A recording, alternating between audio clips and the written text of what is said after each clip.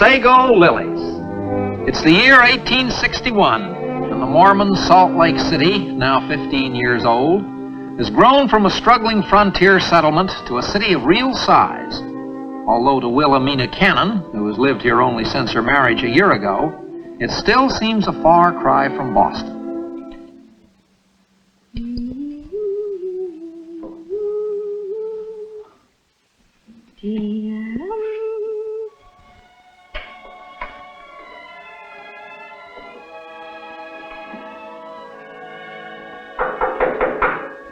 Come in.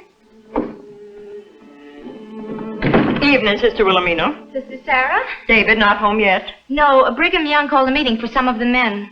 And I don't know what for. I brought you some barley for the baby. Oh. Barley water's good for him. Thank you. If he wasn't asleep, I'd pick him up so you could see him. He's so darling. Embroidery and hand tucking on a boy. He's only 3 weeks old.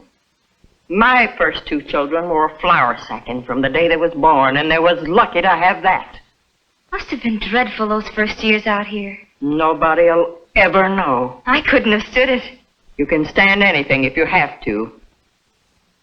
I'm not so sure. Of course, I was raised to hard work, and you was raised as a lady. I've earned my own living. As a nursery governess in a fashionable family. Yes, but... Playing the piano, doing embroidery, reading books. Speaking of books, see what just came from home. I sent back for them when we knew we were going to stay here. It's taken them a whole year to get here. Poetry. Oh, there are essays, too. And biographies. I'd like to know when you think you're going to have time for book reading. There's still plenty of work to be done here in Salt Lake City, and everyone's required to do his part. Well, at least I can enjoy looking at the covers. David's going to build me some bookshelves along that bare wall there. It'll dress up the room a lot. All the different colored bindings and gold lettering. Boil some of that barley up like I told you. Oh, good evening, Sister Sarah. Brother David, take my advice and put that baby in unbleached muslin. The sooner he gets used to uncomfortable things, the better.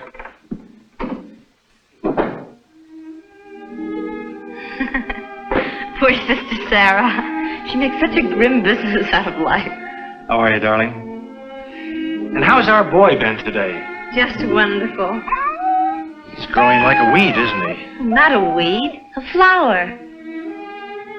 Soon be able to travel, do you think? What do you mean?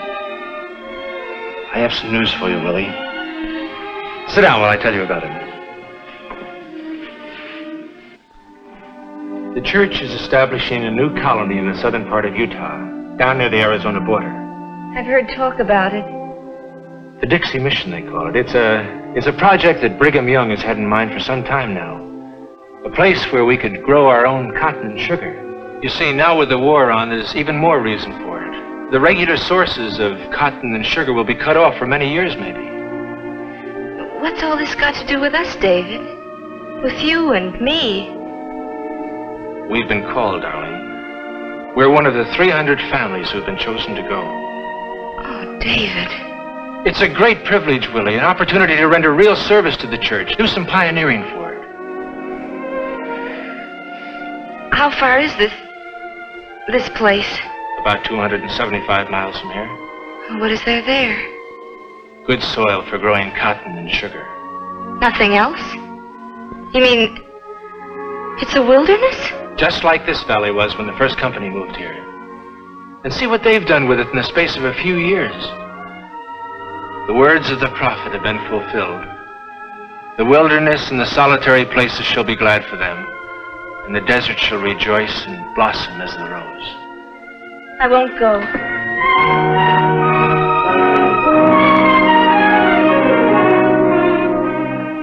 We can't refuse. It's not fair. We've been called, darling. Well, let them call somebody else. We only just settled here in Salt Lake City, David. Just built our home and furnished it. And the baby. He's only a few weeks old. Darling, we weren't picked by accident. We were chosen like all the other 299 families for a very good reason. What reason? Every trade and occupation has to be represented in this new colony. It's highly important.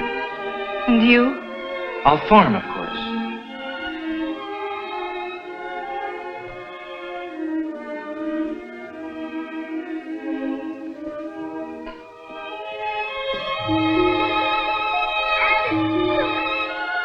sweetheart, I know how hard it is for you to pull up stakes when you've just begun to get used to things here, but... Well, St. George won't be a wilderness for very long. But that's what the new settlement's going to be called, St. George. I like the name, don't you? It has a certain ring to it. David, I'm ashamed of myself. Oh, darling. I'm not a very good pioneer, I'm afraid. Or a very good wife, either. You're the sweetest wife a man was ever blessed with. And I love you. I love you too, David. Wherever you go, I'll go. 6 weeks it took them to make the journey from Salt Lake City south. 6 long weeks. Creaking endlessly through desert sand, bumping and swaying over rocks, toiling up steep grades and sliding precariously down even steeper ones. Until at last they lumbered through a mountain pass and down into the valley of the Virgin River, a spot chosen by Brigham Young for the new Dixie mission. Here they camped in their wagons until the city could be surveyed. And then, on a certain day in February 1862, they drew lots for home sites. Silas Easton.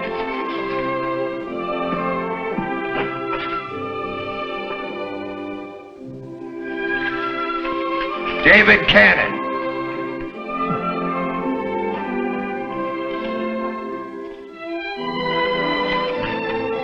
Ephraim Higgins.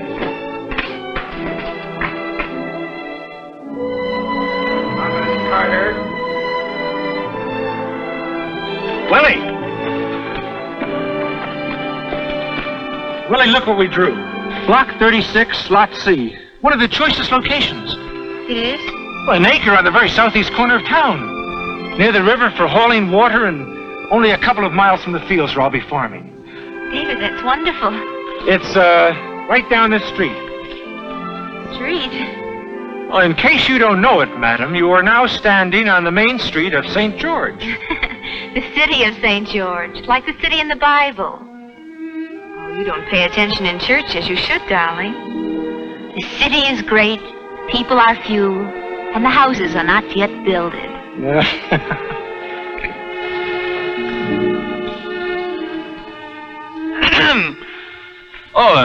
Sister Sarah. What did you draw, Sister Sarah? Block 9, Lot A, off the public square. Oh, I'd hoped maybe we'd be neighbors.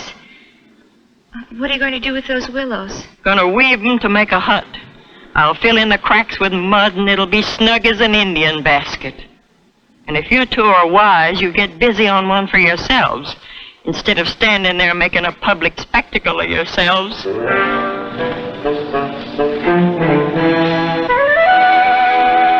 I guess that's good advice. How do you go about weaving a house? Well, you leave that to me. At least I can help with it. The mud pie part of it. You'll do nothing of the kind. You're going to stay down in the wagon camp with the baby. And what's more, I'm not even going to let you see our house till it's finished.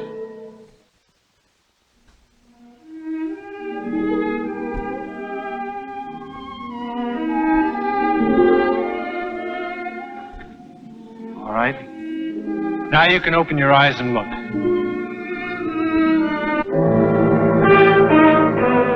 How do you like it? David, you built that? All by myself. You're wonderful. I think that wood is better than willows and mud, don't you? Oh, yes. Much better. Well, come on, I want you to see the inside.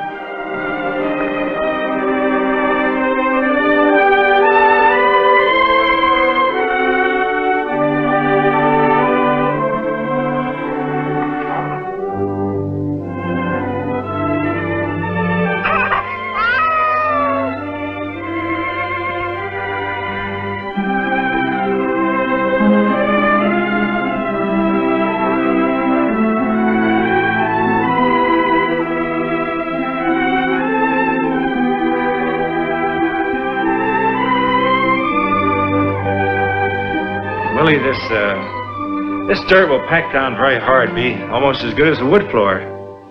And then after we move our stuff in, it'll look a lot different. I know you. You can make any place look home-like. I'll try.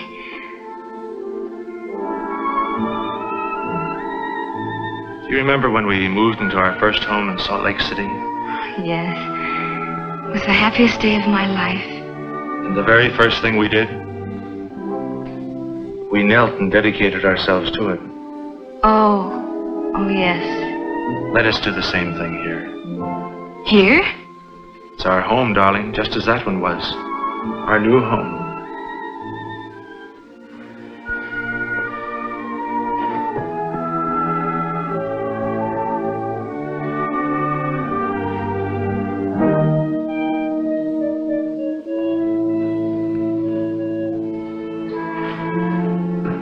O God of Zion, bless thou this home. May it always be worthy in thy sight, and in the sight of our fellow men. The Mormon pioneers went to work with the zeal for which they are famous. The new settlement teemed with activity. Land was grubbed, irrigation ditches dug, fields plowed, public buildings erected. Wilhelmina Cannon did her work like the rest, but her heart wasn't in it.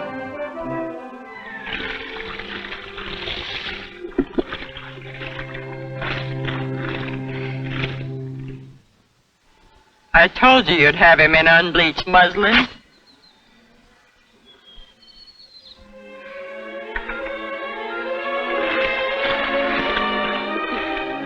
Weeks passed. Most of the folks in the new colony were still living in their wagons or in temporary shelters. So Wilhelmina kept telling herself that she was lucky, but she couldn't quite convince herself.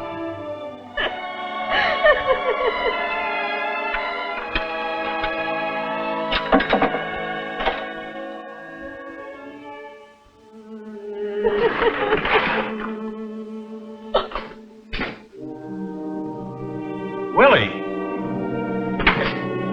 What's the matter, darling? Oh, everything. I can't bear it, David. I've tried, I truly have. It's no use. Pioneering is always hard work, sweetheart. It isn't the work. I don't mind that. It's the place itself. The emptiness. The barrenness. The awful ugliness of it all. The colony is new yet. Give us time. I just feel starved. Starved? You wouldn't understand.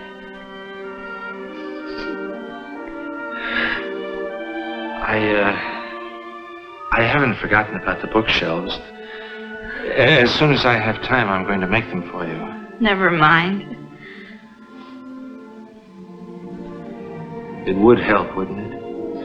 It's not only the inside of the place, David. It's everything outside. I'm going to grub the brush off our land in the spring. You can't change the color of the soil, though. That awful raw red. Well, no. Or the outlandish shape of the mountains.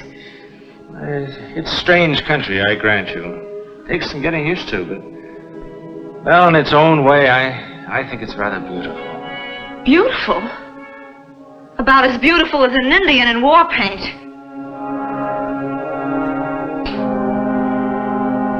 Oh, David, I'm sorry. I should be happy here. Having you and the baby ought to be enough. But it isn't. If you could show me anything about this country that was lovely. One single thing. And if I could? Then I'd feel it was worthwhile staying here and working for the future.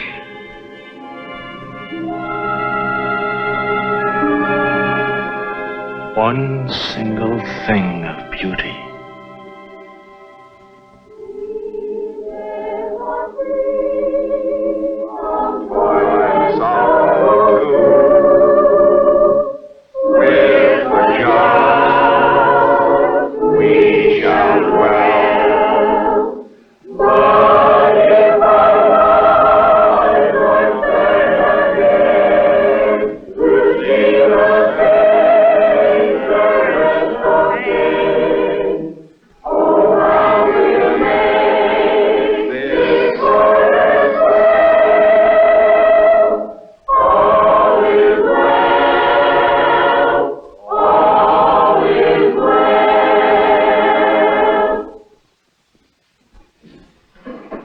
Yes, all is well. All is well. One and all, you have accepted the hardship, rejoiced in the sacrifices, and dedicated yourself to the task of transforming this great wilderness to the glory of God. April is melting into May. The fields are being plowed and planted to corn, cotton, grain, and sugarcane.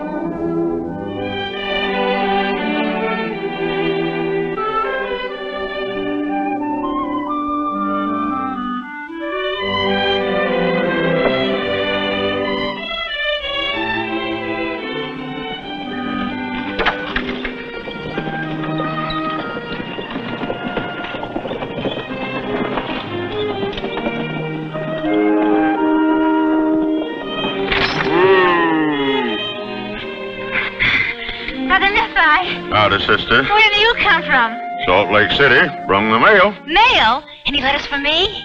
Well, most likely. Several sacks of it back there. Letters and newspapers. Oh, I haven't seen a newspaper in 5 months. Nephi, could I please? Would you just... I'm sorry, sister. My orders is to deliver the whole kit and boodle to Apostle Snow. And he'll crime off in the public square. I'll be there. All right. Get up.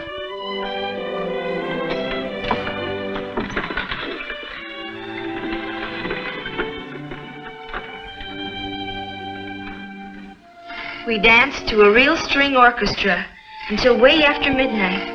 I wish you could have been there. Love, Marianne.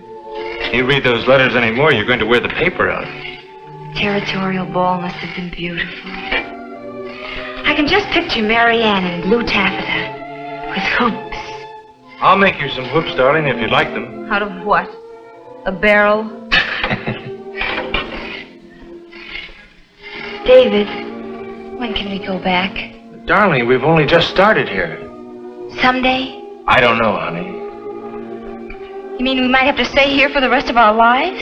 Well, let's just take it day by day. I believe you really want to stay. I have no choice. Well, I guess I'll go to bed. Gets to be morning before you know it. David, suppose you had to choose between this life here and me. Well, that's something, fortunately, I don't have to worry about. I'm here, and I have you, and I'm happy.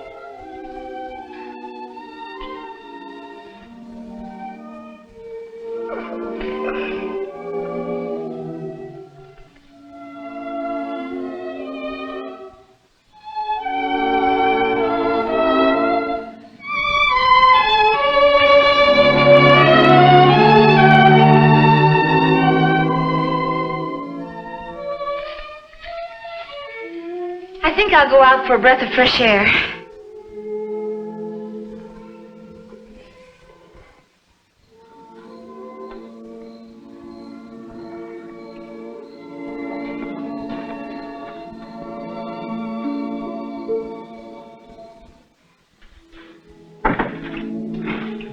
Willie!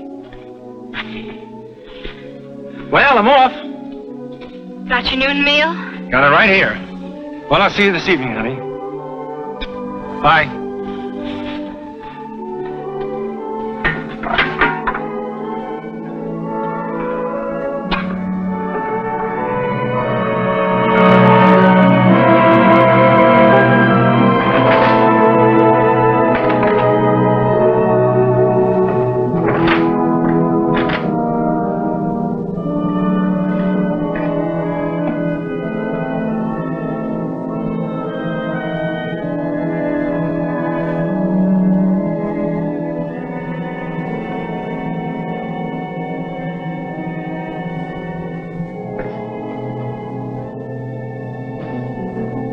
What you doing, Willie? Sarah. You're packing. Oh, I was just getting some things in order. Where are you going? You can't fool me. You're going somewhere. Yes, I am. I'm going back to Salt Lake City. You and David and the baby. Just me and the baby. What for? For good. Willie. It's all arranged. I talked with Nephi last night. He's picking us up in the wagon in a few minutes. Are you crazy? I've stood this place as long as I can, Sarah. You unpack that trunk. Well, not. I'm leaving. You can't. Oh, yes, I can. And nobody's going to stop me. I'll tell Apostle Snow. I'll tell the heads of the church. Tell anyone you want. I'm going. I'm going, Sarah. Do you hear me? I'm going. You little fool. Don't you know if you commit a sin like that, you'll be punished? There couldn't be a worse punishment than living here.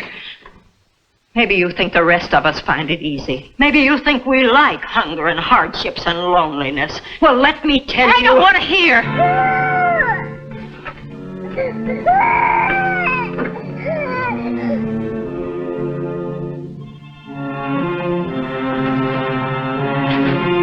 Let me by.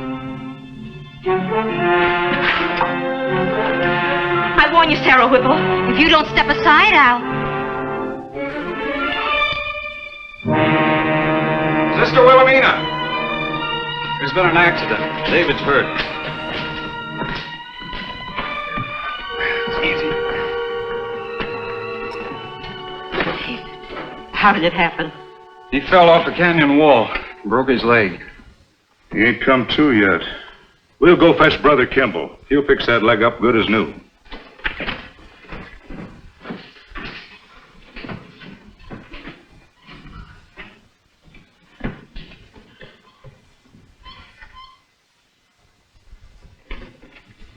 Here, let me do that.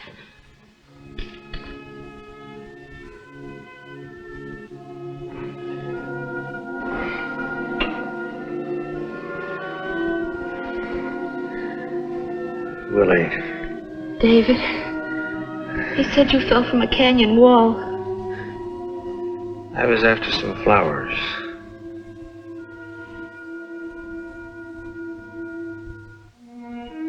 These? I didn't know I still had them. They're Sego Lilies. Later on, the hills around here will be covered with them, they tell me. Think of stars in the sky. But I didn't want to wait a week or even a day when it meant so much. You risked your life to... Ever since you told me how you felt about this country, I've been trying to find something I could show you that was beautiful about it. Oh, David. I'm afraid they got a little bit smashed when I fell. But they are pretty, aren't they? They're the loveliest things I've ever seen. Like fairy bells. Or butterflies.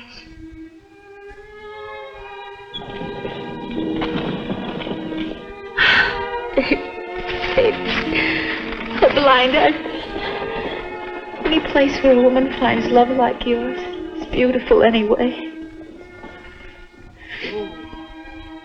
Sister Wilhelmina.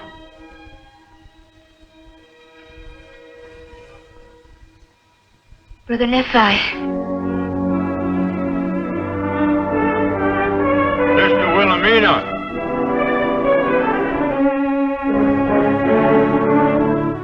We won't be needing you, Brother Nephi. Get along. All right. Get up.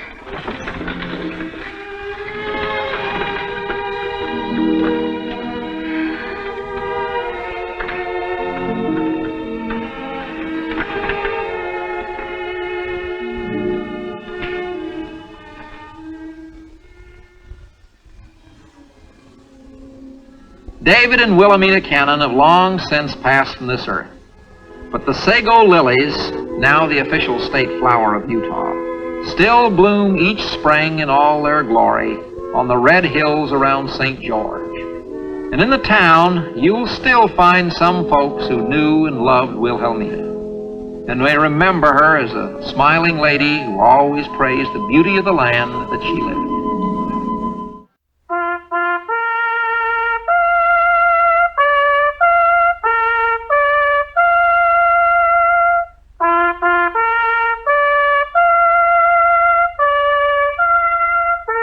Little Oscar's Millions. It's the year 1908. The Nevada desert lies silent, empty under a burning sky, and then suddenly over the sagebrush telegraph flashes the news: gold, a new strike, and the mining camp of Rawhide is born. Bid for this fine piece of business property. Do I hear 6? Who'll make it 6? Do I hear 6? Who'll make it 6? Who'll say 6? Who'll say 6? Do I hear 6? Is there $6 in the crowd? Oh, come, gentlemen. This is real estate you're bidding on. The backbone of our country. Without real estate, we wouldn't have anything to stand on. You're not going to let this lot go for a paltry $5? Why, by tomorrow it'll be worth 50, and in a week 500. I got 5. Do I hear 6? Come, my friends. You can't buy if you don't speak up. And if you don't speak up, you kick yourself from here to Carson City. What am I bidding? Excuse me, mister. I'm sorry. Hiya, 2 Bits. Hiya, ma'am. Sold to the wise man with the burro for $6. Now, if you'll just step up here and give me your money, I'll write you out a receipt and give you a bill of sale for the property. Here, you want to see? Hey, lady, put me down. Let the little guy up front here where he can bid. Go on, get in there, 2 Bits. I don't want to bid. I ain't interested in any city lots. I just came to watch. All right, folks, now let's get on with the bidding. Block 3, lot 63. Right smack in the middle of town on Rawhide Avenue. What am I bid? $5. 6, 7, 8, 10, 12. 15. The gentleman bids 15. Do I hear 16? Oh, come, gentlemen. This is one of the choicest lots in town. Right in the heart of Rawhide. All right, who say 16? Do I hear 16? 16. 17. 18. All right, I got 18. Who say 20? Who say 20? Only $20 for a choice lot that will soon become the Queen City of the Desert. Going at 18 once? Chance of a lifetime, mister. Rawhide's grown at the rate of 100 a day. Telegraph lines are on their way in. Well, going at 18 twice? What do you say, stranger? Want to go shares? Gosh, I've only got about $10 to my name. Going at 18 the third and last time? Are you all through? Are you all done? 20. All right, I got 20. Anybody make it 21? Are you all done? Going at 20 once? Going at 20 twice? Third and last call? Sold for $20 to Mr. Eddie Newcomb and... Little Oscar. Oscar Little. Pleased to meet you, partner. Oh, thank you. Thank you very much. Hiya,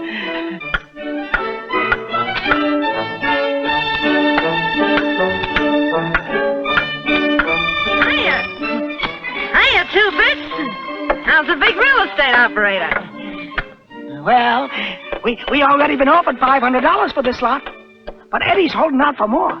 He says we're going to make a fortune. Well, look me up if you do. I'd like to be the first to congratulate you. Thank you, Miss... Ruby's the name. I'll be working right across the street in the dance hall they're putting up. The Stingery. Stop around and see me. Thank you, ma'am. In no time at all, using new lumber and old, even building some deserted mining camps, the town of Rawhide sprang from the sand and sagebrush with the usual quota of dance halls and gambling joints.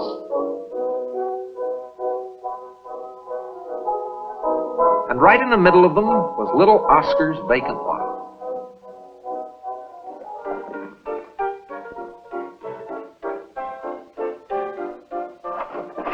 Eureka!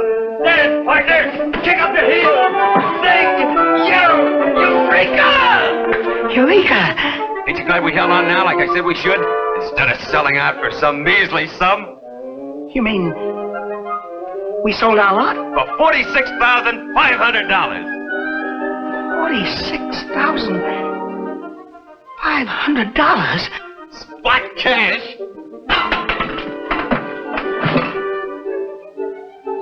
But who? Riley Grannon, a famous gambler. He's building a big place here, biggest in Rawhide.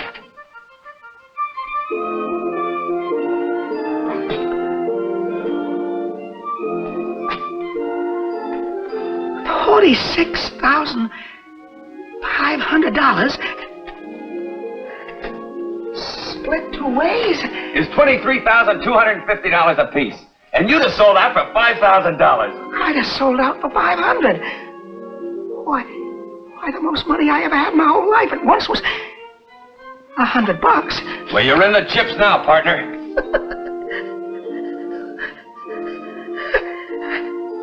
can hardly believe it's real. Me. Oscar Little. Well, take care of it. So long. You mean you're leaving Rawhide? You bet. Hightailing it back to Denver to my wife and kids. Oh, but can't we go someplace and have a drink to celebrate? Afraid I won't have time. Stage leaves in 15 minutes. Good luck, Oscar. Goodbye, Eddie.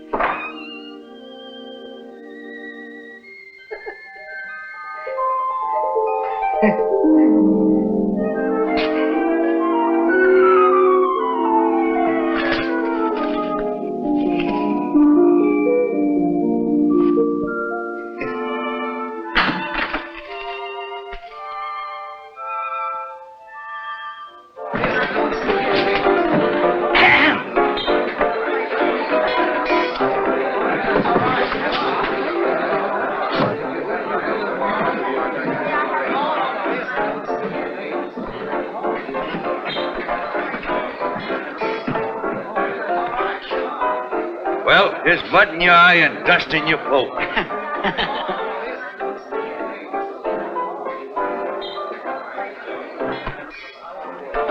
Drinks for everybody.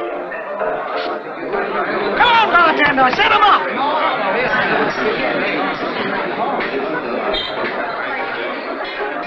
Thanks, stranger. Stranger? Why, I was here when this town was born. I'm one of the founders.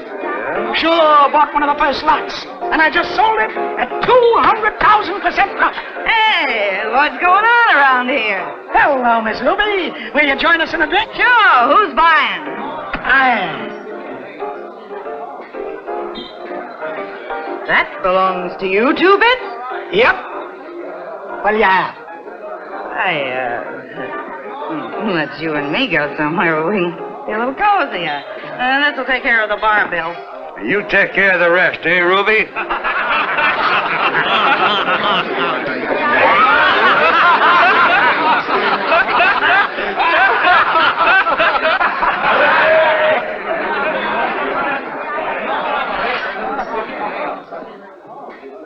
Now, where'd you get all this? Hold up a stage?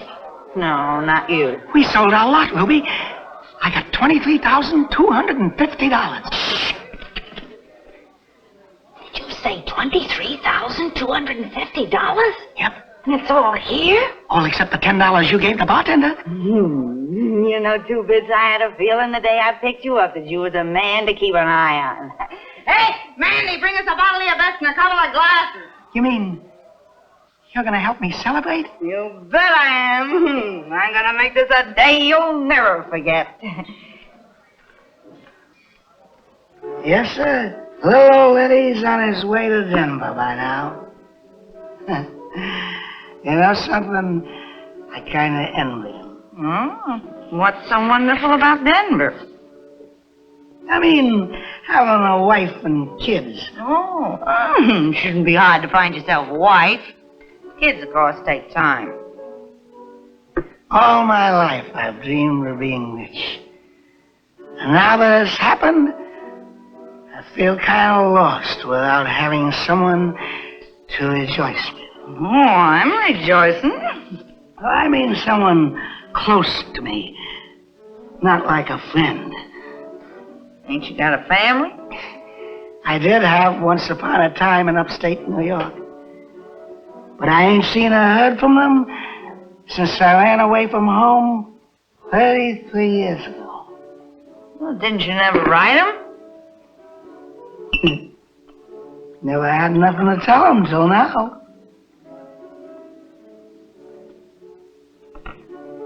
It's nice of you to waste your time sitting here talking to me like this, Ruby. Oh, shucks, Two Bits. It's my pleasure.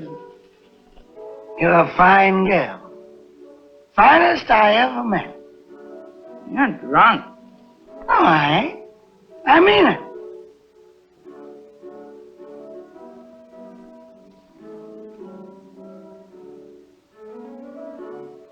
And you're pretty, too. I was, once. You are now. To me.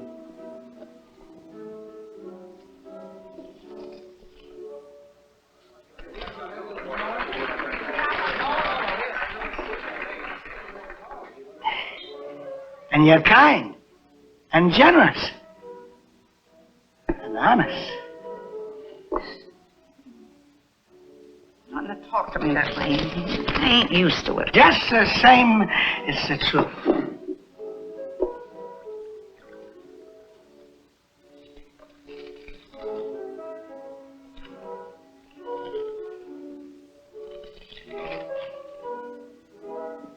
If it hadn't been for you, I never would have even brought that on. The auctioneer might never have even seen me. So I want you to take some of that money. You do? Yeah. You earned it just as much as I did.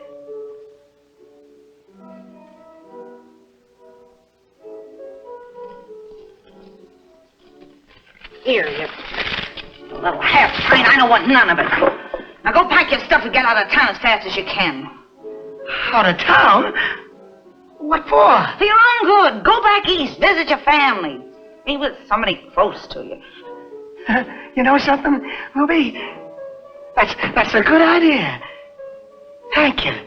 Thank you very much. Oh, don't thank me. Just get going. And keep that money in your pocket. With a safety pin on it. Almost before he could realize it, Oscar Little was aboard a train headed east, trusting that some of his folks were still living in the same town. And sure enough, they were. Business is business, Carl. Facts are facts. This note is long overdue, and I'm here to collect it. I know how you feel, Myron, but can't you give me another 30 days? Please, just another 30 days. I've already given you 60. I can't see what good another 30 will do. But I'll raise the money somehow. Somehow. That's what you said the last time. I am a practical man, Carl. Personally, you're a very fine fellow. But from a business standpoint, you're a mighty poor risk. I just cannot let this note run another day. But we just don't have the money now, Mr. Welsh. Then I'll have to attach what property you do have. You mean take the livery stable? Oh, you can't do that, Mr. Welsh. Oh, no. Now, goodness knows I don't want to. With a horse and buggy on its way out, it certainly isn't worth much. But I'm a businessman, and a half a loaf is better than none at all. Oh, dear. It's my living, Myron. You want to ruin me? You're already ruined. Don't you talk to him like that. It's high time that you quit wishing for miracles and come to realize that... What did you say? I said, don't you talk to him like that. Mr. Little here happens to owe me $6,000, and I don't see why. Oh, is that all? Well. The way you were squawking, I'd have thought it was $1 million. There's your $6,000. Now get out of here. I said get out. Yes, sir. Yes, sir.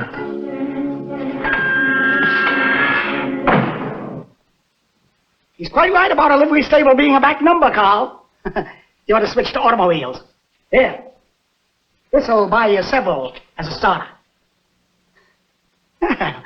Nice little place you've got here. Needs fixing up, though. We'll take care of that right away. Excuse me, if I'm not too curious. Just who are you? Me?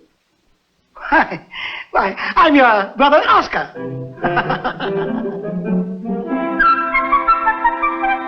You made your fortune, I understand, Mr. Little, in gold mines. Real estate. You're not married, Mr. Little? No, indeed. In my busy life, I've had very little time for matrimony. He owns all of Rawhide, Nevada. Did own, my dear. I sold out at the peak. Was that one of your biggest deals, sir? Yes, indeed. I sunk a great deal of capital in Rawhide. I could foresee its future as Queen City of the Desert.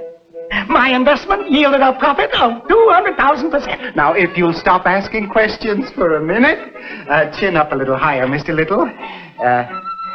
That's it.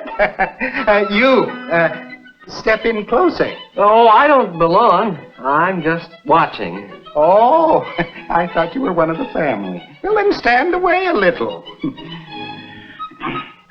Oh, that cap and goggles cover your face too much, Mr. Little. Will you take them off, please? No, sir. They're the very latest things, and I'm going to wear them. Very well. Wouldn't you rather be photographed with your coat off, Mama? The temperature's almost 100. The first fur coat I've ever owned in my life. I should say not. Not if the temperature's 200. Now, will you please stop talking and take your positions? Yeah, that's it. Now, if you'll all be looking at Mr. Little. No, Mr. Oscar Little. Yes, that's it. All right, now. Hold it. Very still. One. Where do you want this new settee, Mrs. Little? Right over here. Please, Mrs. Little, I'm trying to take a picture. I'm sorry. Right over there.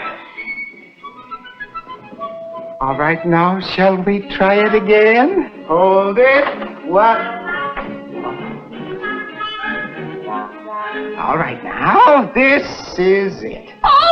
Oh, my goodness. A gramophone! Oh, Uncle Oscar! Oh. And I bought you 100 records to go with it. Oh, Johnny, did you hear that? Imagine Eden. Oh, just put it over there, please. Hold it. You want to see if this is the right color for the shutters, Mrs. Little? It's a perfectly lovely color. Now get out. Get out of here! I came here to take a picture, and I'm going to take a picture. All right, now. Don't anybody dare move. Thank you very much. And since it was the first time Oscar had ever hit the front page, he couldn't resist sending a copy of the paper to Ruby in Rawhide. Buying fur coats and diamond rings for his sister-in-law? That's what it says. And you let him slip right through our fingers. Ruby, how could you? Really throwing the money around, little Two-Bits is. Having a fling for the first time in his sawed-off life. Loving every minute of it. Yes, sir. Oscar had never been so happy, even though his money was evaporating like water. Can't ask you to marry me, Hazel, the way things are. I've got nothing to offer you. What difference does that make, Johnny? So long as we love each other. Wouldn't be right. Fella's got to be able to support his wife. Well, you're going to make money, Johnny. That invention of yours. It'll be a world beater. Sure, if ever I can get it on the market. But that takes capital. It may be years. Darling, don't say that. We can't go on waiting and waiting till we're old.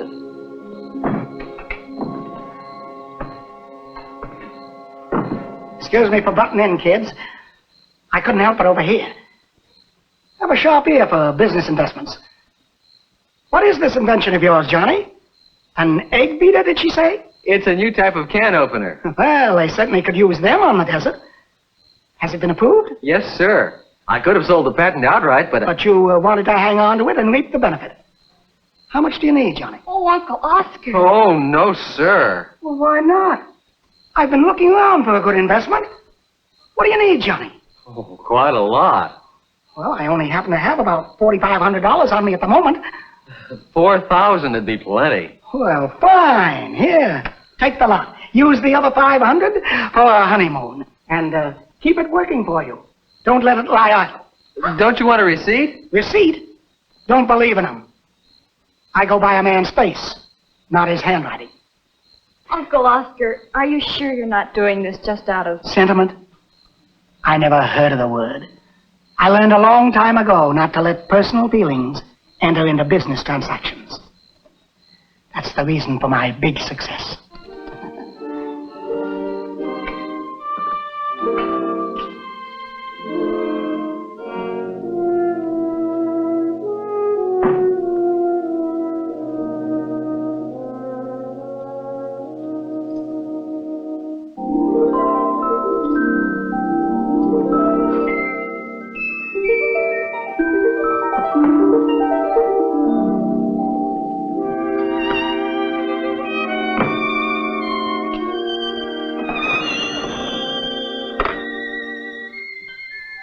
Hello? Give me the telegraph office. I want to send a telegram to Little... Oscar Little. Care Car Little. Highland Road. This town. Big merger coming up. Imperative that you return to Nevada pronto. Pronto. Right away. We sure hate to see you go, Oscar. Business is business. Sure. If we didn't attend to it, we'd soon be bankrupt. I wish you'd change your mind and let me drive you to the depot in one of my new autos. No, thanks, Carl. I'd rather walk. Then let us walk with you. And see you off. I don't like to say goodbye in public. I might make a fool of myself. Well, Oscar, I can never thank you for what you've done for me. think nothing of it, Carl. It's been just like Christmas and Thanksgiving and the 4th of July all rolled into one having you here. I don't mean just the money either. Sure has changed things for me. Shucks, boy. All I did was give you a little hand. And that's all anyone needs in this big, wonderful country of ours. A start. An opportunity. I ought to know. I started out with nothing at all. And look at me now. Come again, Oscar. Remember, this is your home, no matter what.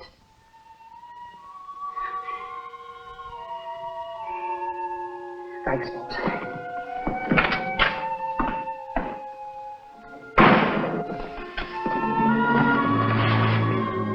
Good old Oscar. Dear Oscar. Wonderful, wonderful Uncle Oscar.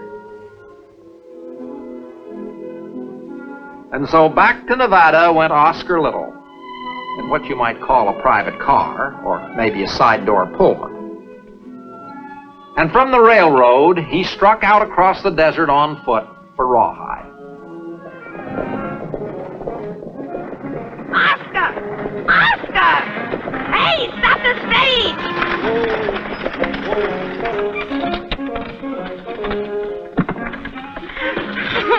Ruby!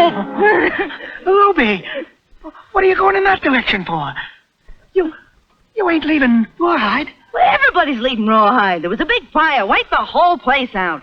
Well, they can build it up again, can't they? Rawhide was through. One of those camps that was just a flash in the pan. Hey, Ruby, hurry up. We're all going back to Goldfield. Come along, there's room. Oh, fine. It'll only cost you $10. Oh, I guess maybe I'll walk. It's 100 miles.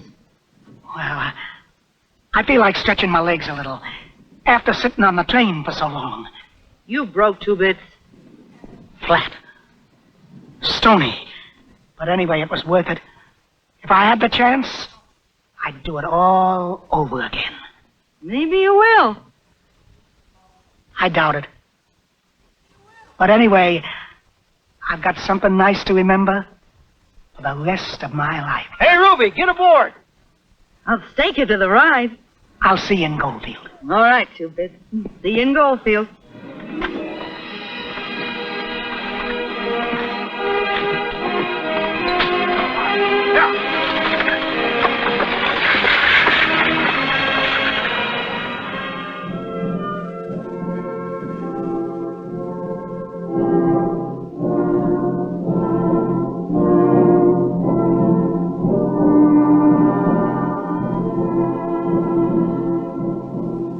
There are lots of folks who wind up just as they started out, but I sincerely doubt that many of them feel as happy about it as little Oscar.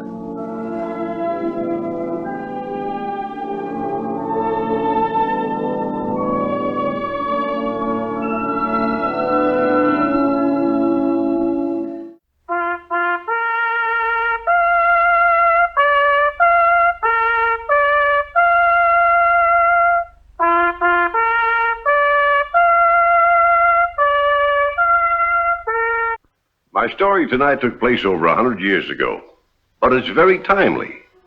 I call it the land of the free. The year is 1849. From all corners of the earth, men are heading for California in the greatest gold rush the world has ever known. Most of them with just one thought in mind, to get rich. Some for the sheer adventure of it. A few to lose themselves. But the 2 men in our story have a still different reason. A unique one.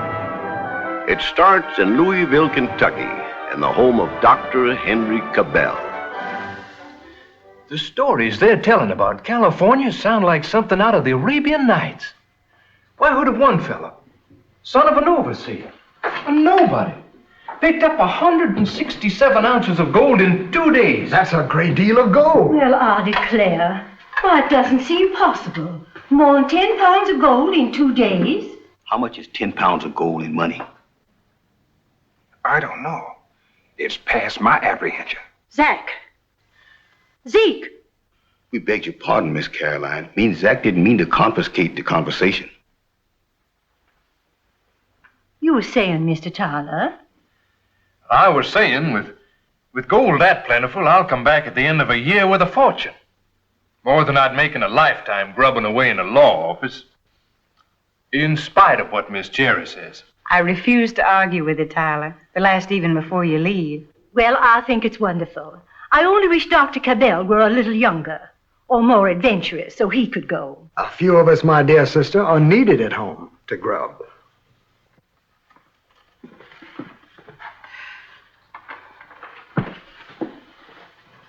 I took permission to bring the dessert in myself, Miss Caroline. Something special for Master Tyler's going away. Angel food. Rebby, you're wonderful.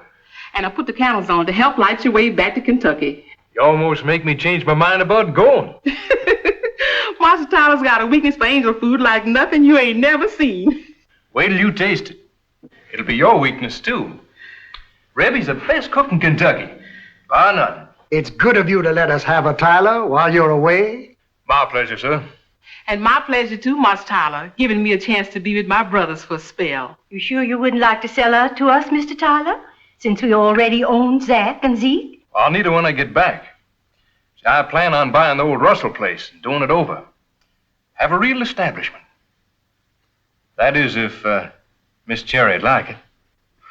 We'll cross that bridge when we get to it, Tyler. Might even arrange to buy Zeke and Zach from you then, Doctor.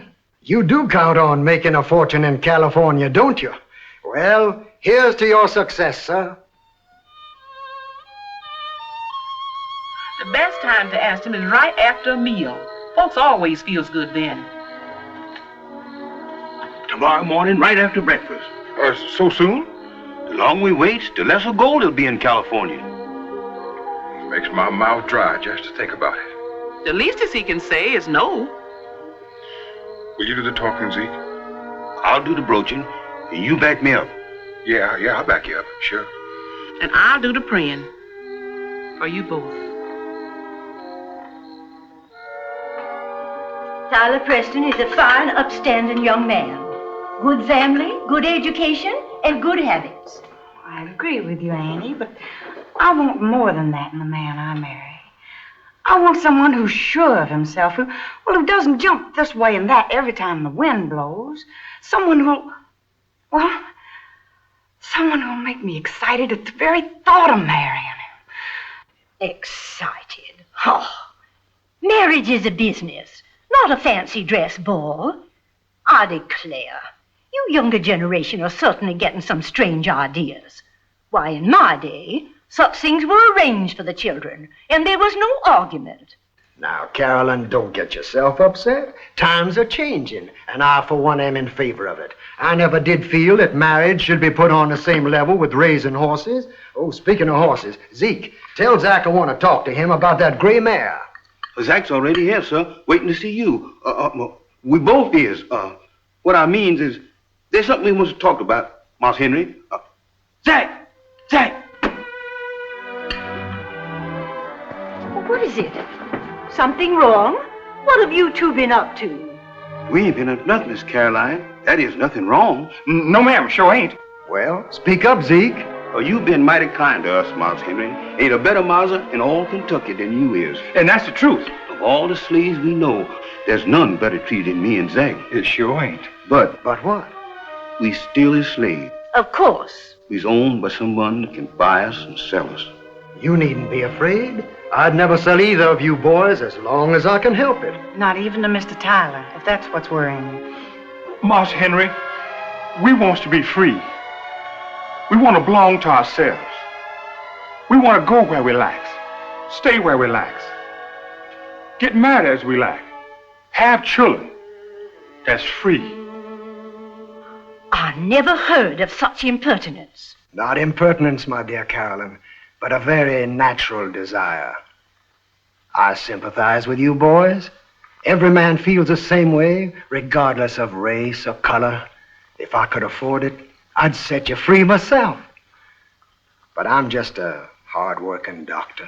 who can't collect his bills. We ain't asking you to give us our freedom, Moss Henry. No, sir. We wants to buy it. Buy it? With what? With gold.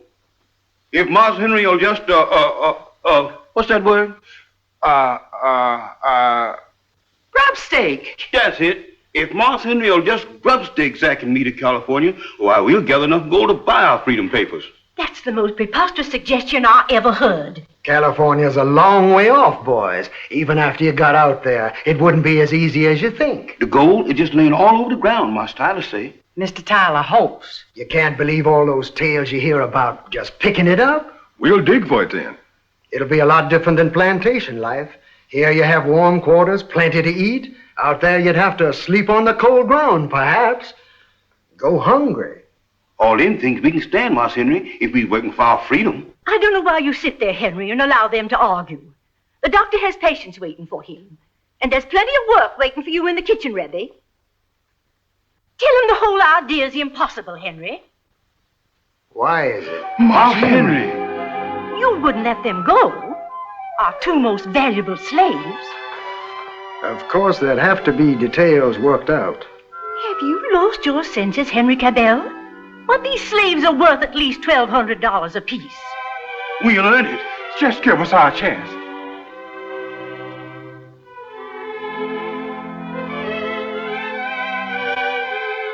Very well, I will. Moss Henry, the best moss in the whole South. Praise the Lord. Father, you're wonderful.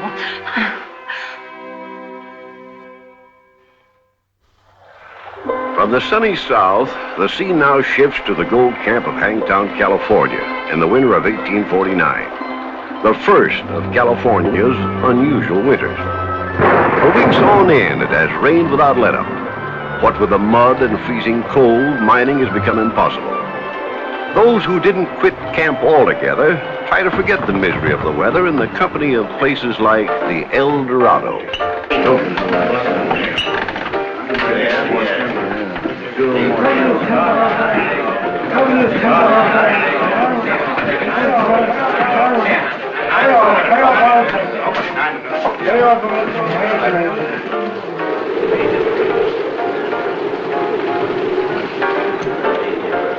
Hey, shut that door.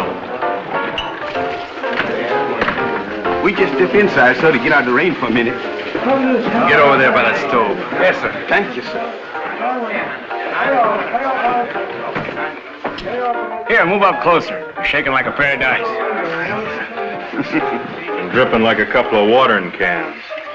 Do it always rain like this in California? I ain't seen the sun since I came here in 48. We sent out a pair of doves last week to try to locate some dry land. They ain't never come back. Drowned, I guess. Let's see your papers. Papers, sir? Runaway slaves, that's what you are. No, sir, we're not. You are slaves. Yes, sir. And you ain't got any freedom papers? No, sir, but, no. I know it. Could tell it just as soon as they walked in here. It'll go hard for them, believe me, when they're sent back to their owners. And I'm taking you in right now, till I get word to the authorities and collect the reward. Hold it, Pike. Who are you? Where you from? Louisville, sir. Kentucky. What's your names? Zach? Zeke. Well, which is it? Zeke. Zach. Make up your minds. My name is Zach. It's short for Zachariah, sir. My name is Zeke, short for Ezekiel. Good old Bible names, huh? Yes, sir. My mammy, she open up the Bible every time she have a new child born and name it from the book she open up to. That don't make them honest. Shut up. What are you doing out here in California? Our mother, Dr. Henry Cabell, sent us out to give us a chance to earn our freedom. They're lying. No man in his right mind would trust them. I said shut up. Yes, sir. This will explain.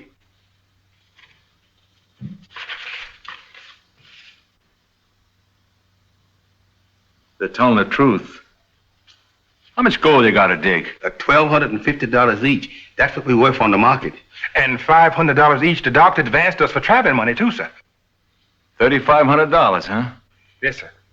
How long you figure it takes to dig that much gold, boss? In this weather, there's no use trying to dig any gold. You'll have to wait for spring. We ain't got time to wait, sir. No, sir. We got to get going. Well, there's nobody stopping you. If you're willing to go out and buck this infernal cold and wet. But it really ain't worth it, boys. You'll be lucky if you take out an ounce a day. Yeah, and what's a measly ounce of gold? It have one fuel link, boss, in the chain what holds us. And so, all during that miserable winter of 1849, while the other men of Hangtown loafed around the saloons and gambling joints, spending their money and cursing the weather, Zeke and Zach worked in the freezing mud of the creek beds, picking out their ounce or two of gold each day.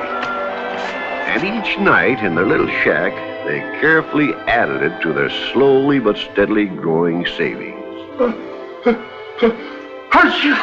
Be careful, Zach. You want to blow out day scrapings all over the cabin? Sorry, Zeke. Old chilblains in my feet. It's creeping up to my head.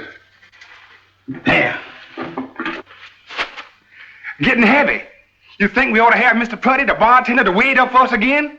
We don't need to. We weighed it ourselves. What are you talking about? We ain't got no gold scales. Couldn't read them if we did have. That's what you think. Mr. Putty weighed this up, make this up today. Even folks that can't read can read this. Now you put the gold on that end. Now put the rock on this end. Mr. Putty say when the gold balances the rock, we got $3,500 worth. Well, I'll be doggone. Now I'll put these on. Add a little more. Put this one on. Put this. Damn! We only need that much more gold and it's free men. Free men. Them is the sweetest sounding words I ever heard.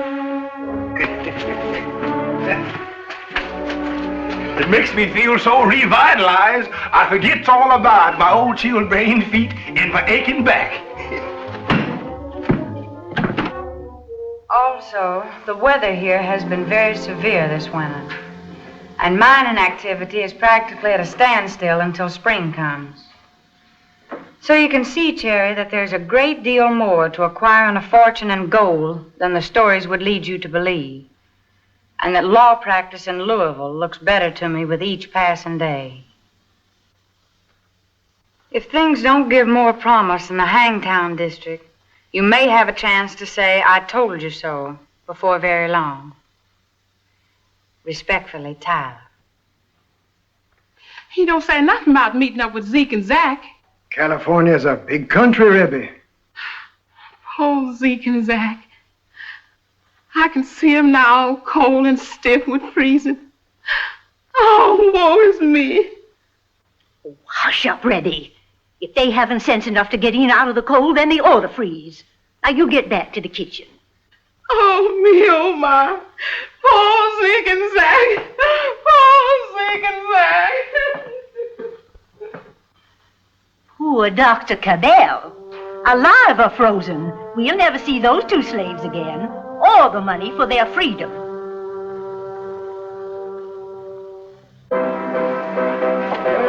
You in or out, mister?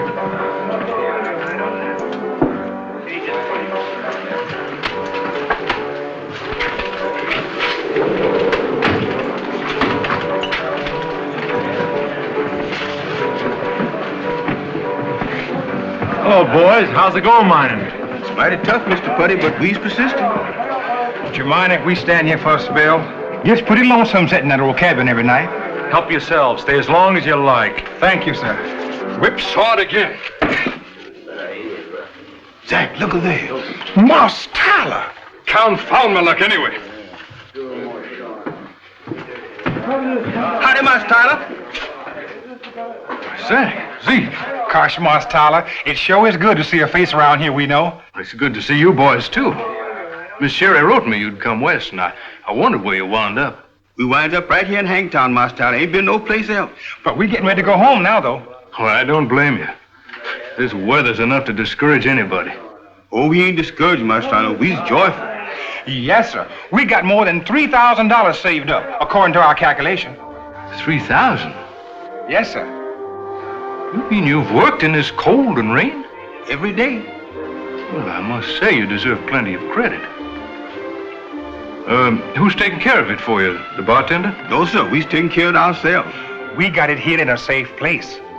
Well, seeing you're on the chips, how about a little loan? Loan? Not all of it. Say just 1,000. See, I've had a streak of bad luck tonight, but I've got a feeling it's due for a change. I'm sorry, Master Tyler, but this here's our freedom gold. I'll give it back to you. It's just a loan. We are sorry, sir. What are you trying to do? Set yourselves up to be as good or better than I am? No, sir. Well, then do as I say. We's worked and froze for this gold, Master Tyler, and we gotta have it to make us free. So you refuse? Well, wait till Dr. Kibel hears about this. I doubt very much if he'll sell you your freedom then.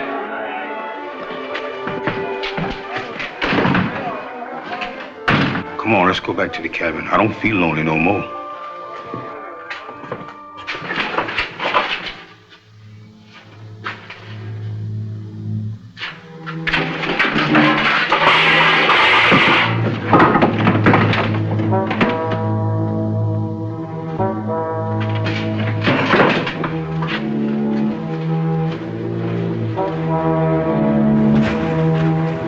I sure hope Master Tyler don't get Master Henry done.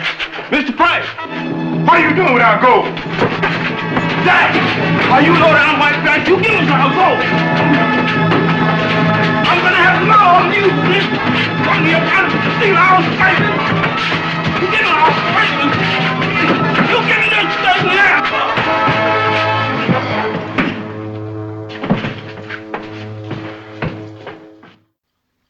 Here, what you need is a drink. No, thank you, sir. Liquor's against our religion.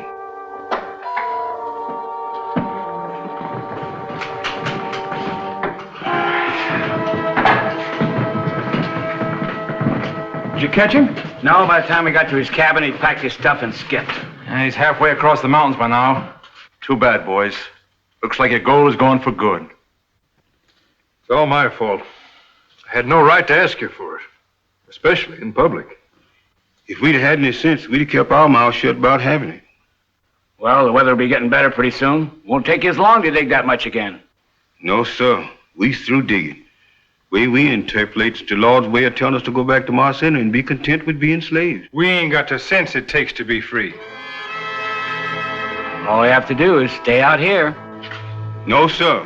We gives Mars Henry our promise and we keeps it. We want to thank you, gentlemen, for trying to help us.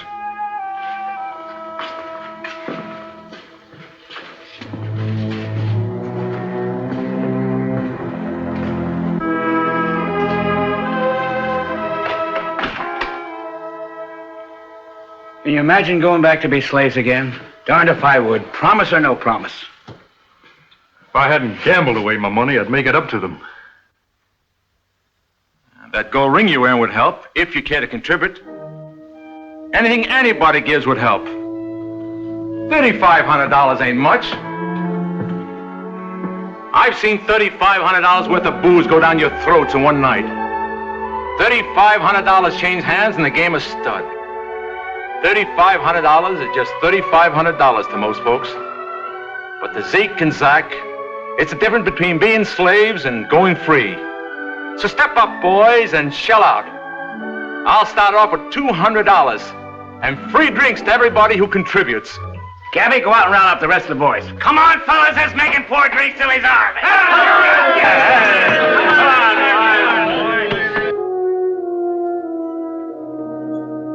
Zeke,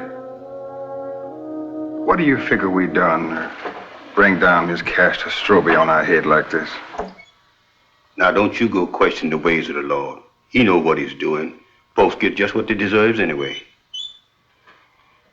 I suppose you're right. But I sort of feel this time he's keeping it on kind of heavy.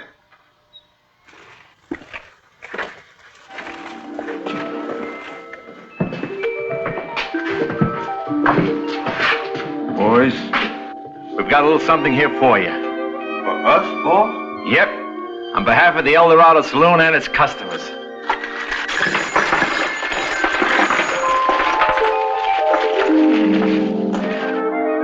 This for us? Yep, and there's more than enough there to make up for what you lost. White folks do this for us.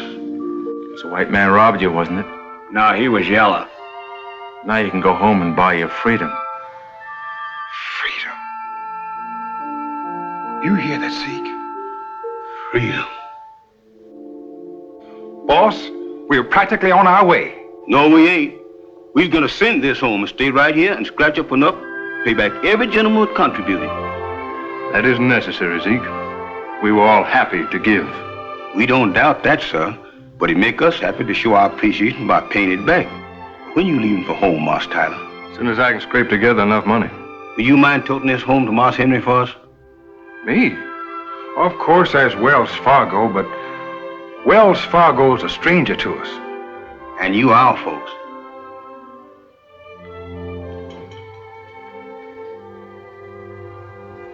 Well, Caroline, you see, you were wrong. I was right about one thing. You'll never see those two slaves again.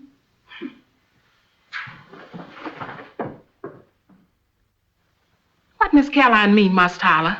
Ain't Zeke and Zach coming home? I'm afraid not, Rebby. See, they feel they made a lot of friends out there, and well, they might stay for good. Oh. Well, I guess it's their right, now that they're free. Maybe they'll earn enough to buy your freedom, Rebby. Oh, wouldn't that be something? Do you think they could, Miss Tyler? Oh, undoubtedly. But that won't be necessary, Rebby. I'm giving you your freedom now. You is? Oh, Tyler. On one condition. That you go out and join your brothers in California. Oh, Master Tyler. And cook for those miners. Now, they could stand some real good Southern home cooking.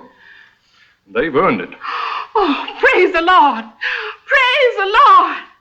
Glory, glory, hallelujah. Glory, glory, hallelujah. Glory, glory,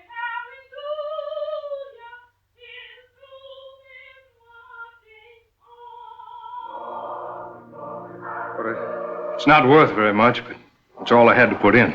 If you'll excuse me, I have some patients to call on. Well, go ahead and say it. I told you so. I don't think I will. Oh, but you were right about my making the trip. No, I was wrong. I never would have married the man who went to California, Tyler. But I'd be proud to marry the man who came back.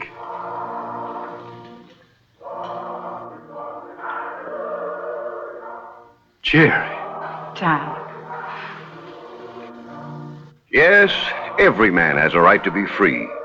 And if he's willing to work for it, he'll get his freedom somehow.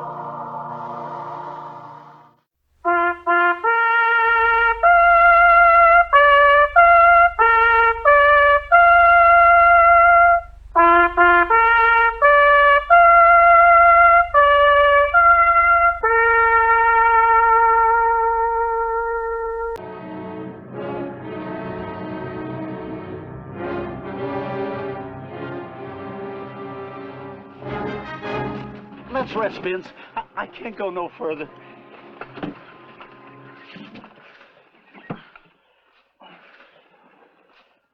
I should have known better than to take you along, you scum. How was I to know them horses had run off? I don't know nothing about horses. You don't know anything about anything, Sims. It's your fault we're in this spot. If the Army catches up with us, we're gonna see you get it first. Get that right, Vince? They ain't caught us yet. Well, before they catch me, there'll be plenty of soldier boys laying around. If they do catch us, it'll mean a firing squad. It's a penalty, ain't it? Well, now stop talking like that, kid.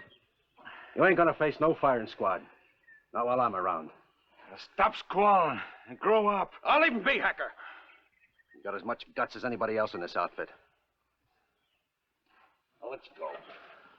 Can't nobody get no rest? No. Not when he's wanted for desertion.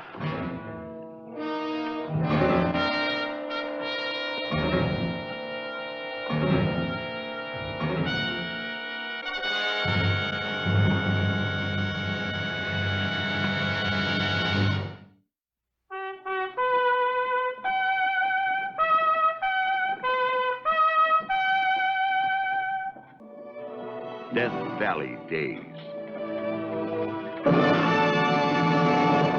Howdy, folks. I'm the old ranger. This is the field headquarters of the Union Army, General Clement Avery, who is bringing an army of raw recruits across the southwest desert. Bounty recruits, they call them, because the North, desperate for more fighting men, has paid each man $300 to enlist. There's 5 fewer now than when they started. At this moment inside here with General Avery are his chief scout, Colonel Madison Lake, and his aide, Colonel Barker, discussing the plans to go after the deserters. Vince Cleaver, Jake Cleaver, Granby, Hacker, Sims. 5 of the worst men in the outfit. And they'll probably change their names, re-enlist, collect another $300, and desert again. These men will never re-enlist. I'll not march a foot until they're brought back, court-martialed, and executed before the whole company. Are they really worth going after, General? Not one. But unless I make an example of these men, there'll be 10 next week. And heaven knows how many the week after that. Then the sooner you bring them back, the better. Well, they'll put up a fight. They knocked out the guard and carried off all the ammunition they could steal. We'll need a 24-man patrol, I should judge. 24-man patrol would never bring them back. Well, how many men would you require, Colonel Lake? None. I'd go alone. Alone? To round up 5 cutthroats armed to the teeth? General, one man can travel faster than a patrol. And quieter. Shouldn't be too hard to track them down. You send out a patrol, there's liable to be a skirmish. Maybe somebody killed. What you want is to bring back all 5 men and court-martial them. That's the way it shapes up to me. That sounds ridiculous. There are a lot of things in the Army that not only sound ridiculous, Barker, they are ridiculous. All right, Lake. Here are the warrants. Whatever fool way you use to capture them, that's your business. Yes, sir. And good luck to you.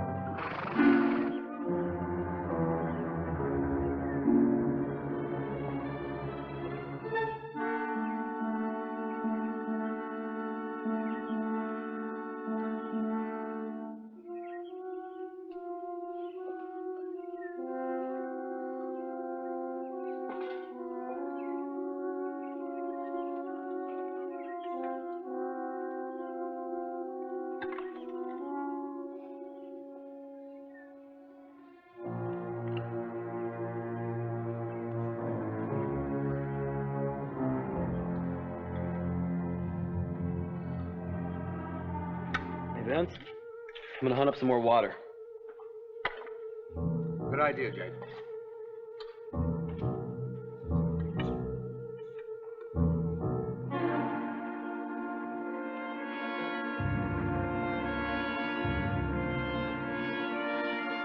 Afternoon, men. Keep away from your guns. Put your hands up. Everybody! Where's the other man? Right behind you, mister. All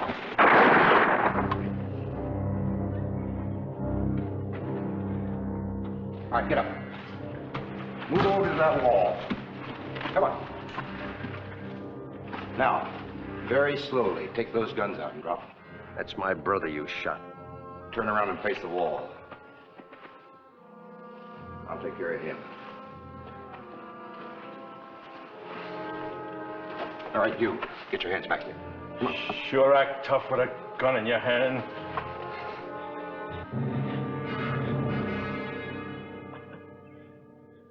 I'm trying not to hurt you, boy. Better not. You'll be all right. I only winged you.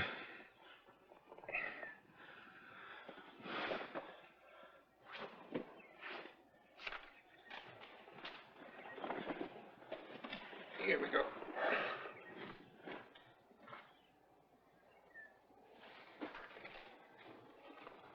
All right, you men, turn around.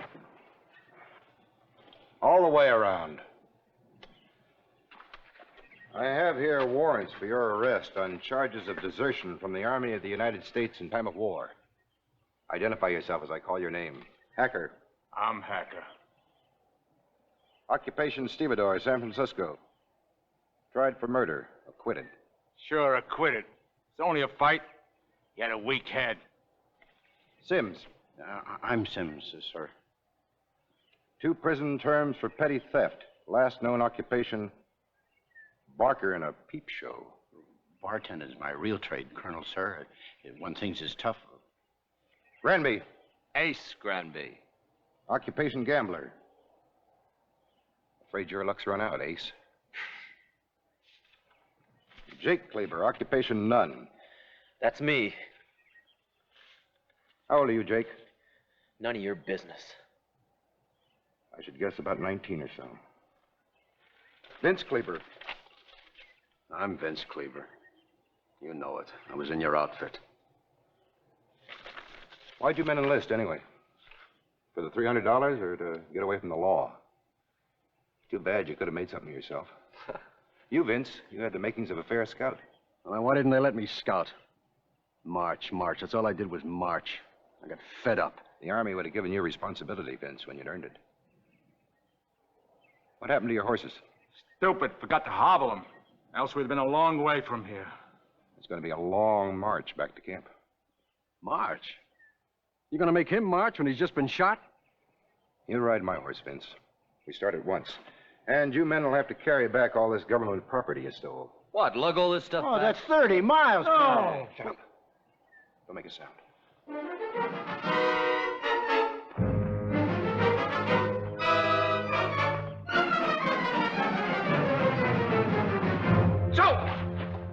Be quiet, Tisha.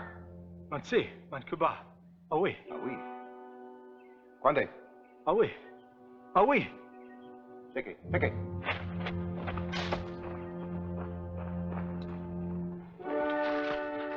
What is it, Colonel? Apaches? Confederates. Ribs? Well, looks like we're between the devil and the deep. What are you going to do now, Colonel? Come on, Colonel. Give us the rest of it. How close are they? I don't know how close they are. But according to the Indian, they're a pretty fair-sized outfit. Probably guerrillas. They know the route of General Avery's march. They're aiming to make a surprise attack.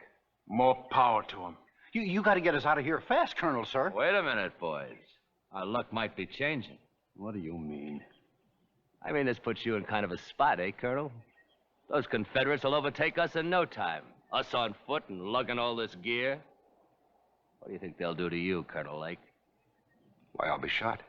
And so will you. Exactly. And I'm betting you want to save your hide as much as we want to save ours. More. Your only chance, Colonel, is to untie us. We'll scatter. Each going a different way. Sure, those Rebs won't bother chasing us in 5 directions. You can even get on your horse and ride back and warn General Avery. How about it, Colonel? What do you say? I say we're staying right here.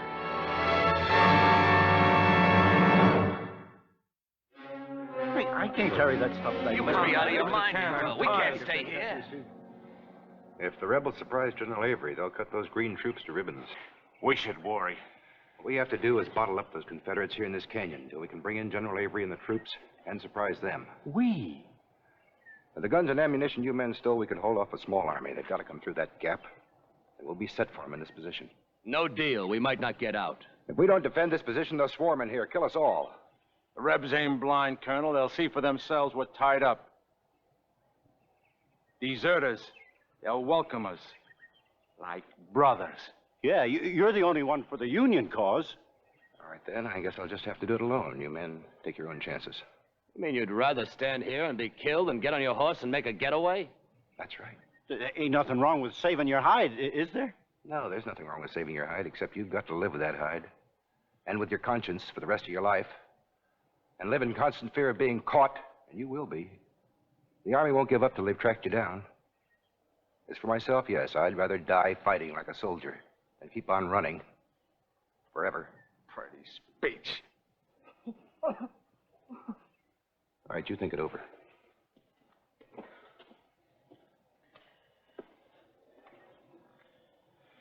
I better get you in the shade. Colonel? How come you only winged a kid? You're too good a shot for that. I'm no executioner. My assignment is to bring you men in. That's what I intend to do. Alive, if possible. That better? And after that? I'm no judge either. Can promise you men one thing, though. You'll get a fair trial. You mean leniency? I said fair. Colonel. It was decent of you not to have killed the kid when you could have. I wish there was some way I could thank you. There is, Vince.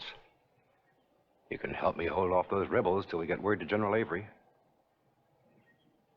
And a doctor for Jake. He needs one.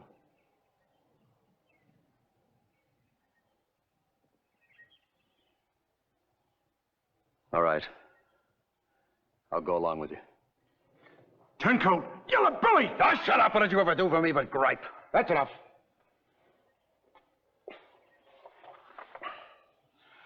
All right, Vince.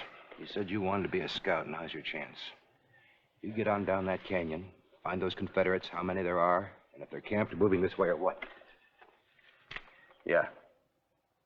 You take my horse. He's 100 yards down the trail.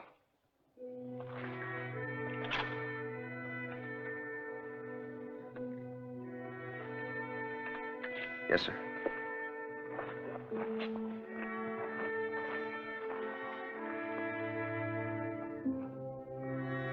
You'll never see him again, or your horse. Get going. Hurry up. On a double. Do this. Do that.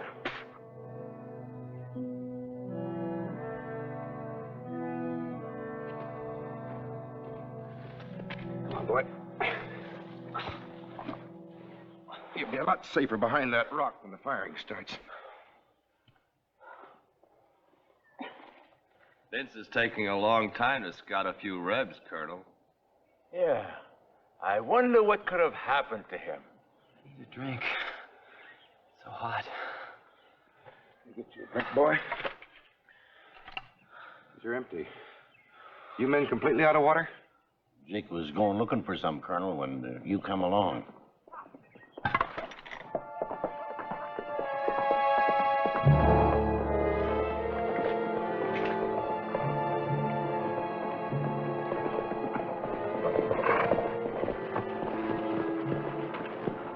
What'd you find out? Must be 100 men out there. A lot of wagons, all loaded with ammunition and supplies, all moving this way. All right, you ride on to General Avery, tell him what you saw. And give him this note from me. It explains the situation. Yes, sir. Now, you have to leave the canteen because we're out of water, but grab yourself some food. I won't even stop for food. Vince?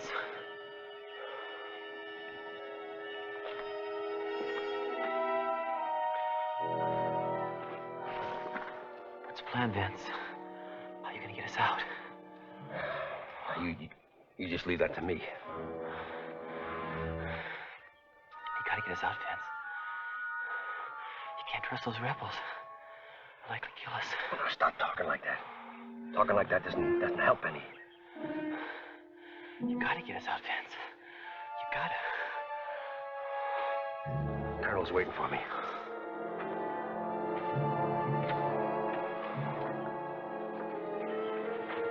Listen, Vince. Password is Brandywine. When you get close to the Avery camp, you yell it loud and clear so they won't fire at you. Understand? I got it. Brandywine.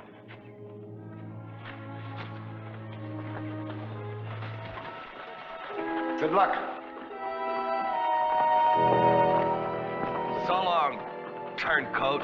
I hope you break your filthy neck. You'd be on that horse, Colonel, if you were smart.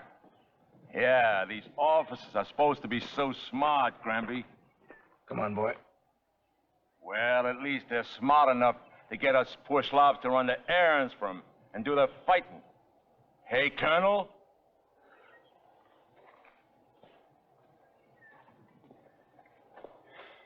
If I thought it'd do any good, Heck, I'd cut you loose and show you how at least one officer can do his own fighting. Yeah, if you mean that, who knows? It might do a lot of good. I might just change my mind about you and pitch in.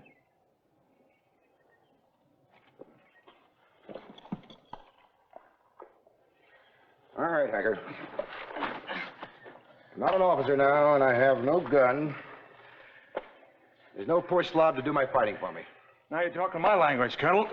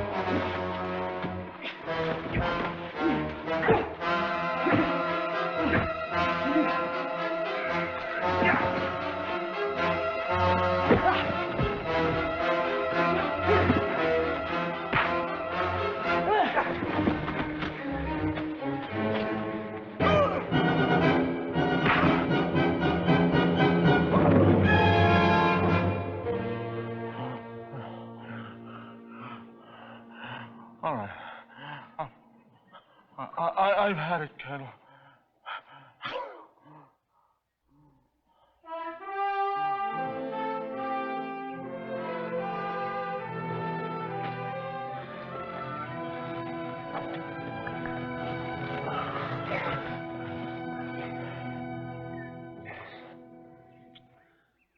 Colonel Lake, is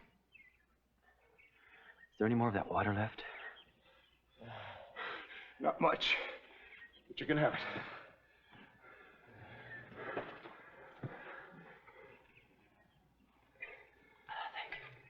Colonel, you're giving Jake and Hacker the last of your water. They needed it. We'll have to get more somehow. I'll go for water. Yeah? That is, if you think you can trust me. I think I can.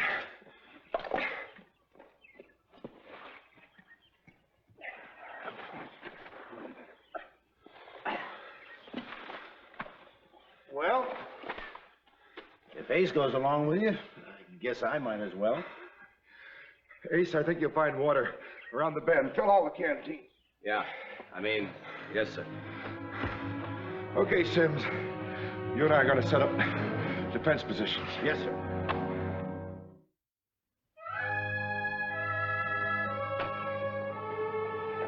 Hacker, you get behind that rock over there. Colonel, between us, we'll give them Rebs a rough time, even if Vince don't come back.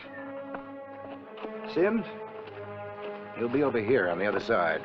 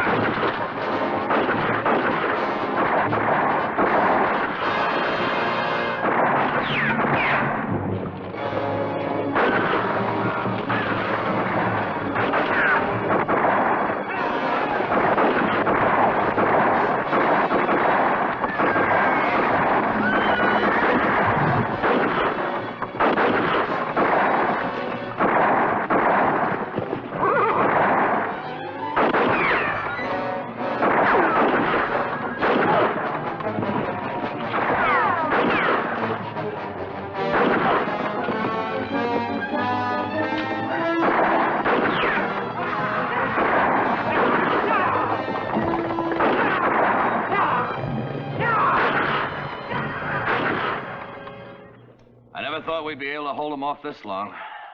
Maybe you're better than you thought you were, Granby. What time is it now? It's late afternoon. We might as well face it. Vince ain't coming back now. We don't know that, Sims. Yeah. Something probably happened to him. I know what happened to him. He just took off. Well, I don't care anymore. I'm going to get as many Rebs as I can just for the fun of it.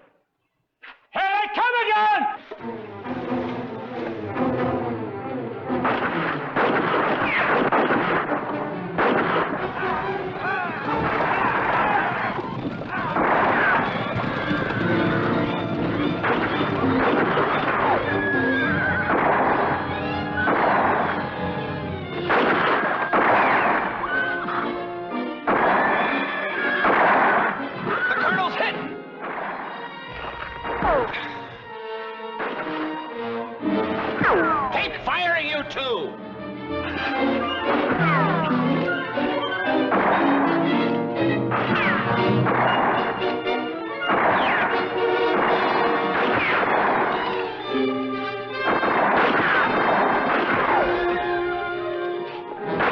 They got behind us, man! Don't shoot me, Vince!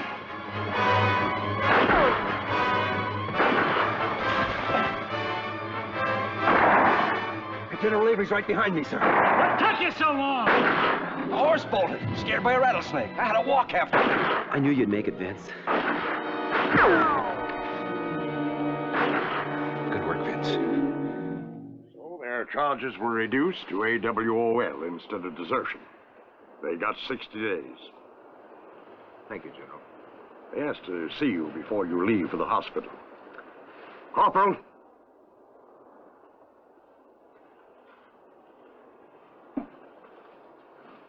Well, why don't one of you men speak up? You said you had a special request. Well, Colonel, we were thinking it over, sir, and we thought that, well, since we fought together so well out there, that you might, well, You see, we'll be getting out of prison at about the same time you get out of the hospital, and, well, we thought that... We thought we could form a raider outfit for special missions, if you could arrange it. Yeah. How about it? What do you say? Come on, Colonel. Not a bad idea. Not a bad idea at all. Colonel Lake did arrange it. These men turned out to be one of the most famous units in the Union Army. Incidentally, I have here a picture from a Civil War edition of Harper's Weekly, showing a group of bounty recruits, 5 of whom have gone down in history as Lake's scouts.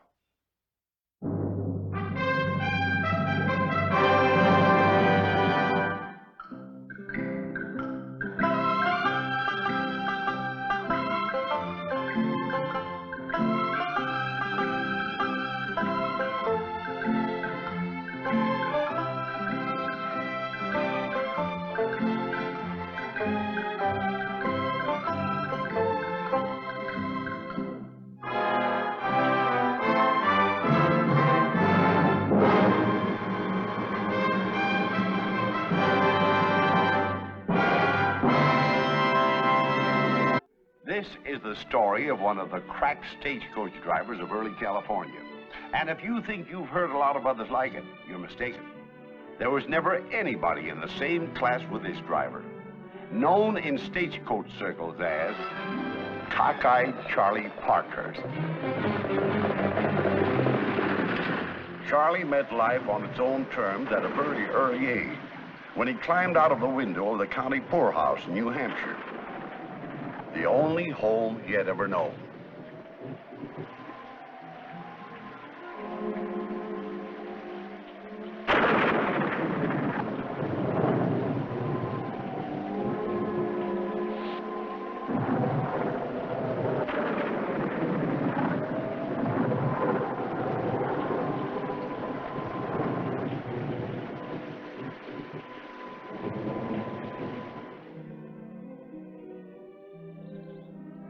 Now, get over there. Get over.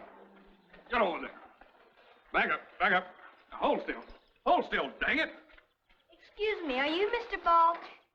Yeah? That's my name. What do you want? Hold still. Folks down the road said maybe you'd be needing a stable boy. Well, you, come over here and hold this horse while I tend to his foot. Right over there.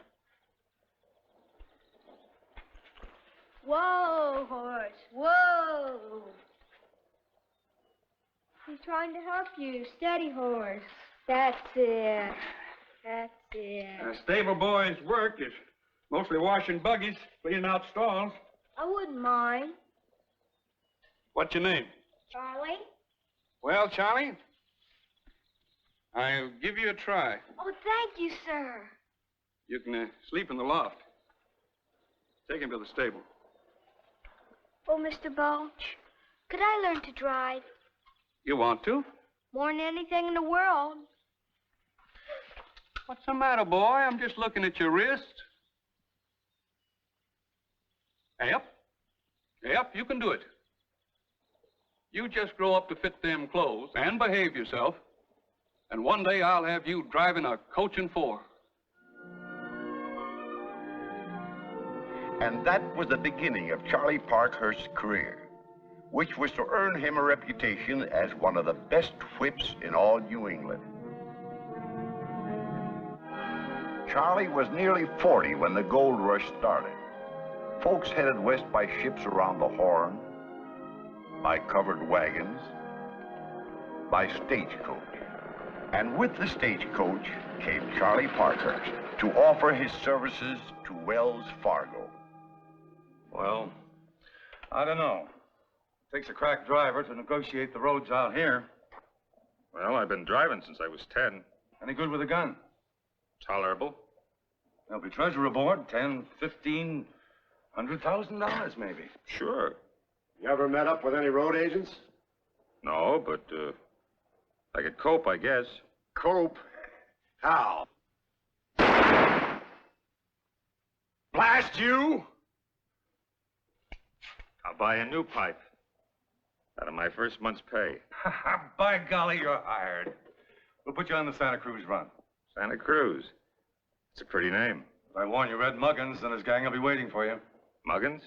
He and his brother Nick had a gang out here that give us no peace. Even Oliver here, our best driver, lost an express box to them. You don't have to rub it in. Well? How soon do I start? Tomorrow morning. Come in, I'll sign you up. I'll be here. Wells Fargo has got itself a good man. He'll do.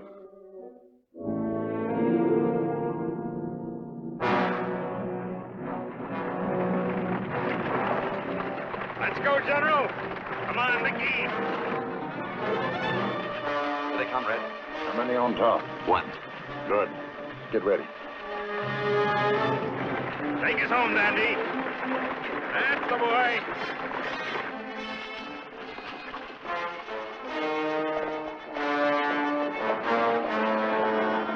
Now.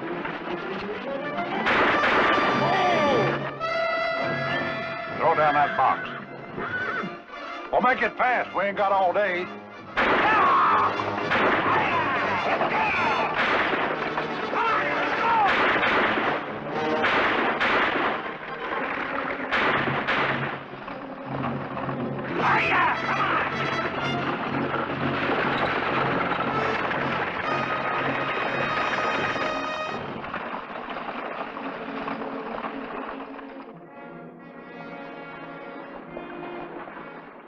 Come on, Charlie, tell us how you done it. Ain't nothing to tell. There was 40 or 1. So I shot one of them. The notorious Red Muggins, that's all. Why, you old man-eater, you. To Charlie Parkhurst, the rootin', tootin' son of a gun. Charlie, where you going? Next round's on me, Charlie. Come back, Charlie. I gotta look to my horses. Horses, heck, this is a celebration. Charlie, come on back. Charlie, come on, Charlie.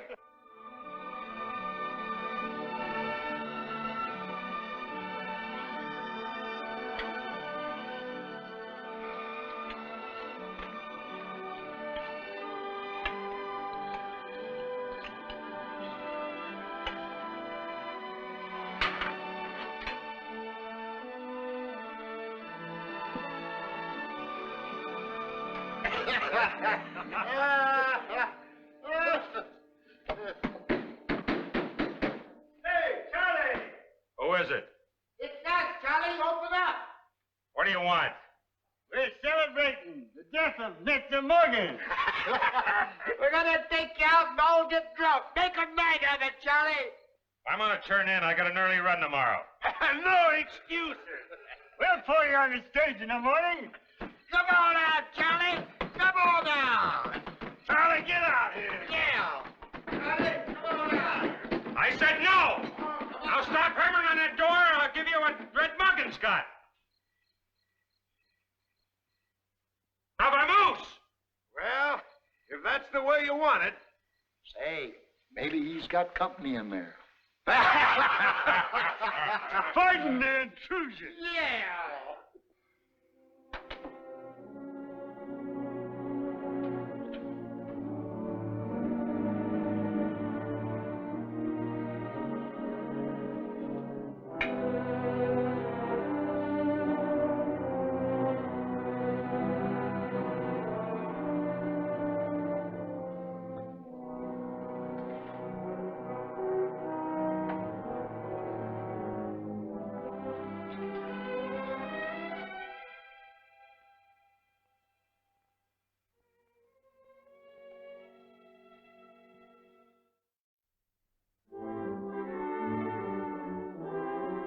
Sounds like a very capable man.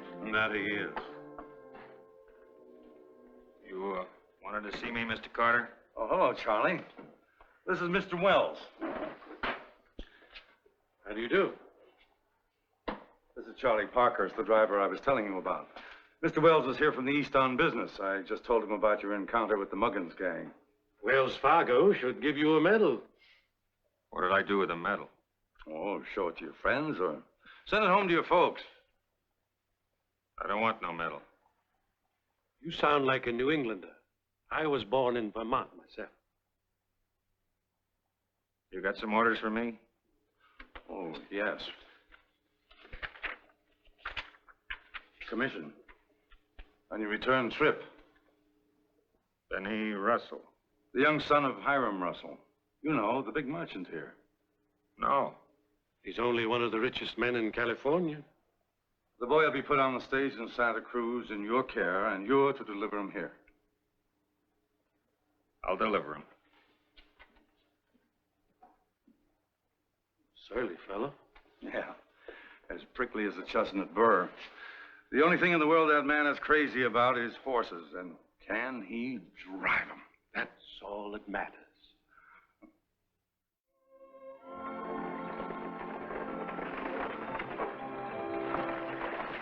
Expect you'll be glad to get home, Benny. Not very. What? School starts on Monday. Oh. But at least you'll be glad to see your folks. And my pony. You got a pony? My father gave him to me for my birthday.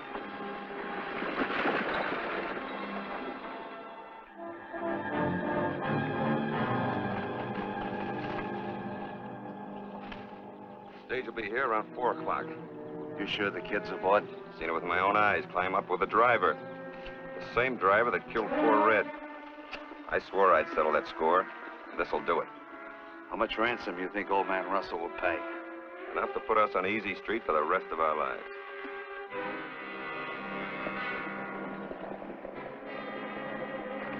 How old are you? 8. When I'm 9, I'm going to get a boat. And when I'm 10, maybe I'll get a gun. You're a lucky boy, Benny. What did you get when you were 10? Me? I got a job working as a stable boy. Was it fun? It was better than the poorhouse. I never had no home, you see. No ma and no pa. Never? Nope. But you must have, or you're going to have been born. I was born all right. I got a certificate to prove it, with a name and a date.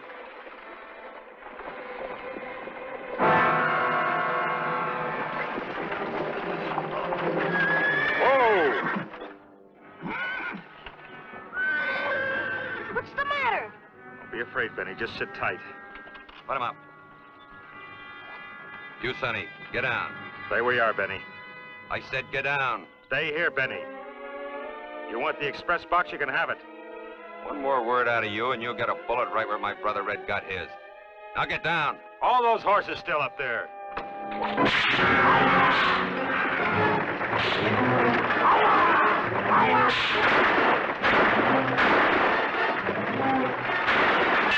Under the seat, Benny! Come on, Benny!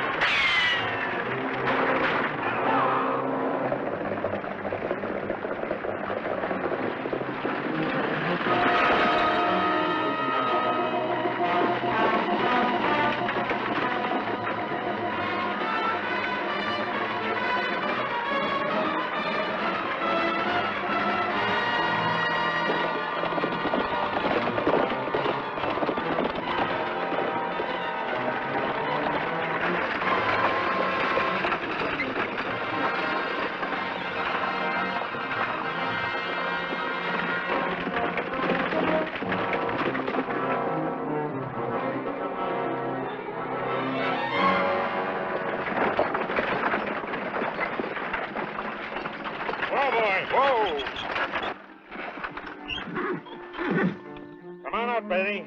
We lost him. Looks like our near leader's lost a shoe, too. And we can't stop now, Dandy. We have to wait till we get to the next stage depot. Come on, boy. All right. You know what? When my father hears what happened, he'll give you a reward. I don't want no reward. Why don't you? Hold that lantern closer, Benny. Charlie! Charlie! I'm all right.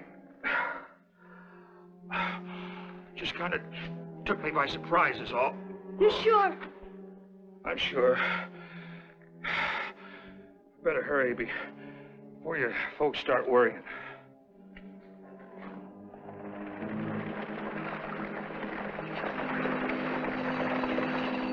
Four shipping boxes.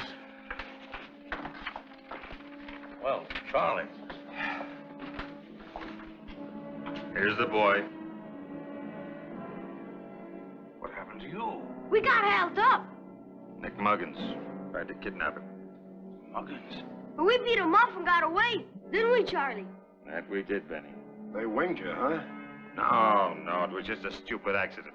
Horse kicked him. Well, have a look at it. It's all right. Now, let me see it, Charlie. It's all right, I tell you. Charlie, you never can tell what... This is serious. We better get a doctor. I don't want a doctor. I can take care of it. And there's nothing to be trifled with. Come on, Charlie, you better come with me. I'm going home. All right, go home. But get in your bed, and I'll fetch the doctor to you. You could come to our house. We got lots of spare rooms. Let me be, all of you. Won't have no doctor fussing over me. You want to lose your eye? It's my eye, ain't it? I'll treat it the way I choose. So long, Benny.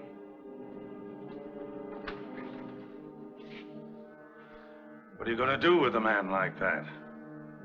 Just leave him alone.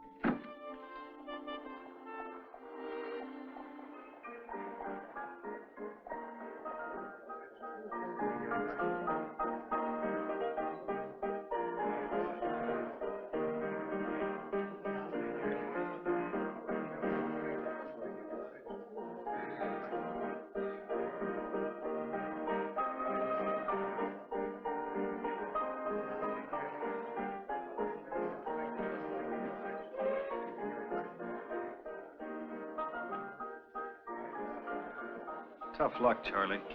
I can still drive. Sure you can, Charlie. What's an eye, more or less? Well, nothing, Charlie. Nothing. I'll show you. I'll show Wells Fargo. I'll show the whole cockeyed world. Cockeyed. That's him. To cockeyed Charlie Parkhurst.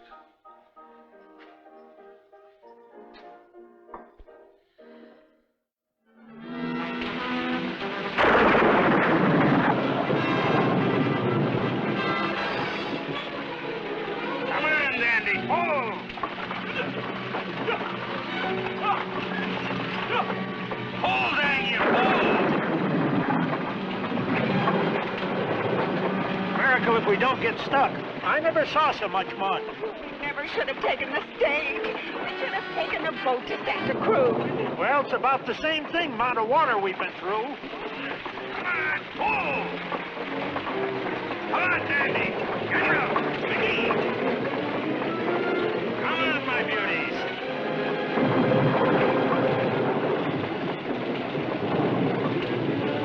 Come on, pull! Come on, my beauty, pull! That's it, Dandy. Mickey. General.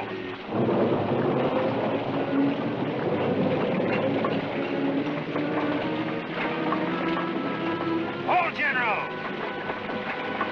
Dang you, pull!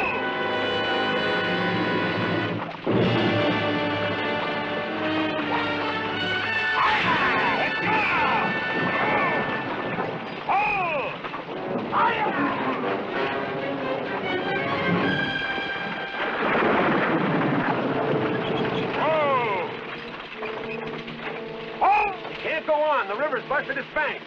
The bridge washed away? No, but it's likely to go any minute. Then I ain't got no time to lose. It's suicide, Charlie. Oh, no, you don't! Yeah! Fire! Stop this coach! Come on, Dandy! Fire! Come on, stop this! Shut up and keep your seat, you darn city slicker!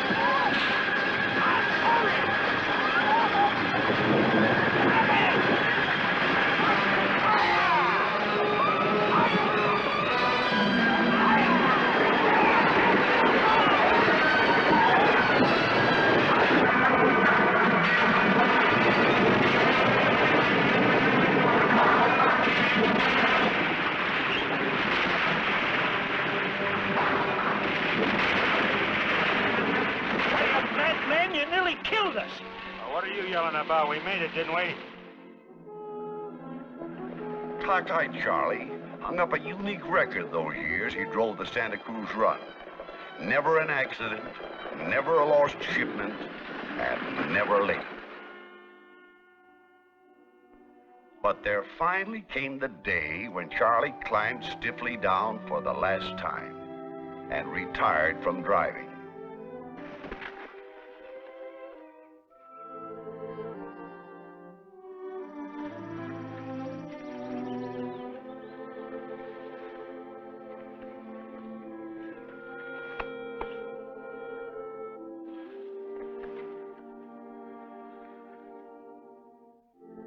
And then another day, right after Christmas in '79. I just came by Charlie's cabin. I noticed there wasn't any smoke coming out of the chimney, so I stopped and knocked at the door. He might have gone somewhere. No, he was there. I'm surprised that he answered. He didn't.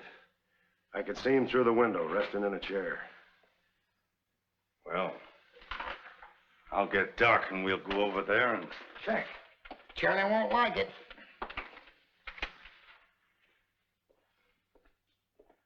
Come on, let's all go over there. We can wait outside.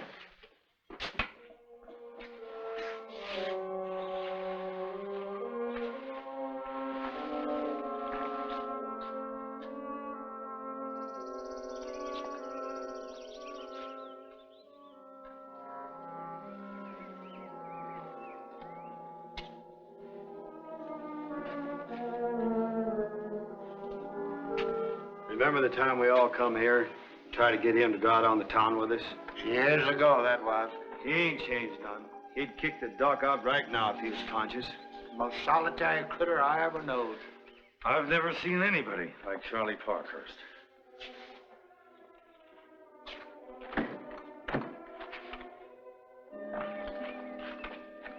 Well, it's all over. Best man Wells Fargo ever had. I found this inside this shirt. I thought you might like to read it, Mr. Carter. The handwriting is kind of faded. Birth certificate. Charlotte Parkhurst, New Hampshire, 1812. Charlotte Parkhurst. Charlie have a wife? His sister, more than likely. No, it wasn't either one. It was Charlie himself. Doc, what are you saying? I don't understand. Charlie was born Charlotte Parkhurst. The squarest, toughest, fightingest, crack driver that ever held reins. Cockeyed Charlie Parkhurst was a woman.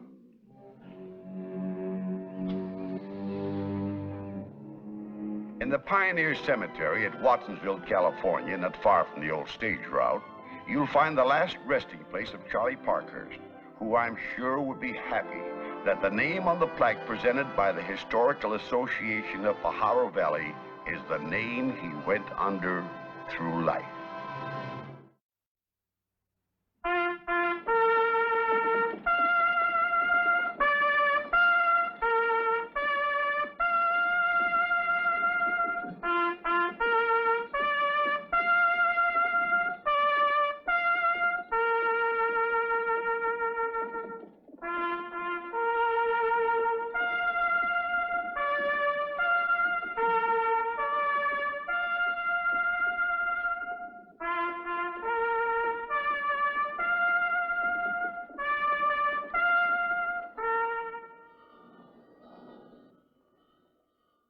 Think about the Death Valley Desert.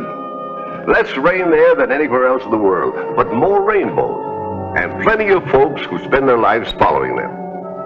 It's about one such a man that I'm going to tell you tonight.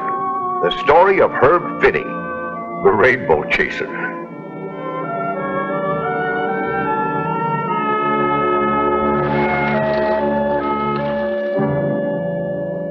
That's the original gun site that the mine was named after?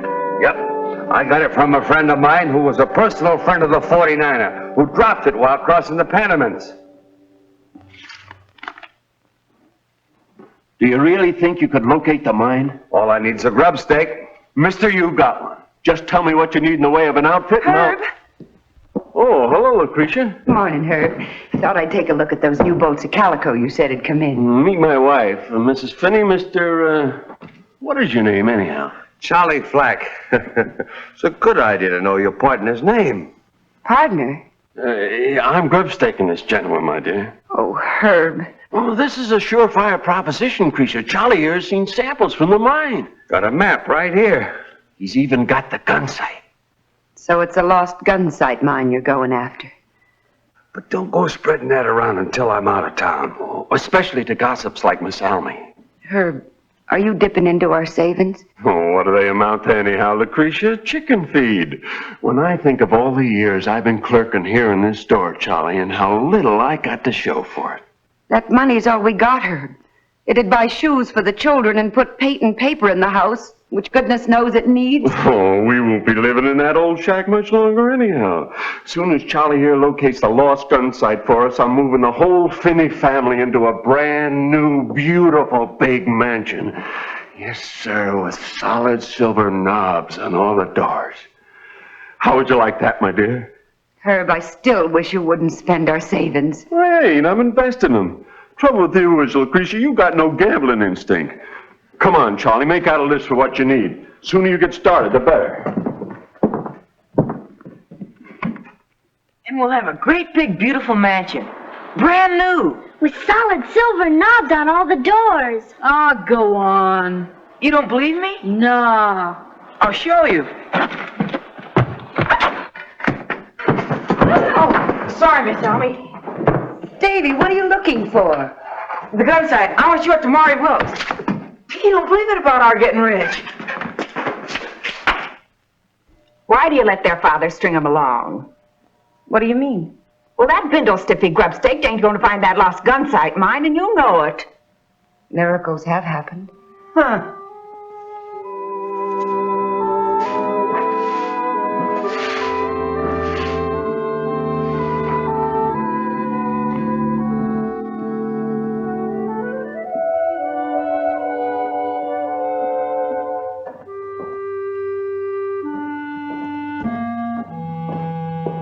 Daydreaming again, huh? Get busy with that broom. Yes, sir. Yeah. You won't be ordering me around much longer, Mr. Betts. Huh? Pretty soon I'll be out handling my own affairs. As owner of the richest mine in Christendom, the Lost Gun Site. Lost Gun Site? I'm just marking time until my partner returns. And when he does, you know what I'm going to do, Betts? I'm going to walk up to you, shove this broom in your hand, and say, "Partner!" Partner? Charlie! Charlie, old partner, did you bring the samples? No, I didn't. You mean you didn't find... Whoever drawed that map was either cross-eyed or drunk. I didn't even get a smell of oil the whole 60 days. What do you know?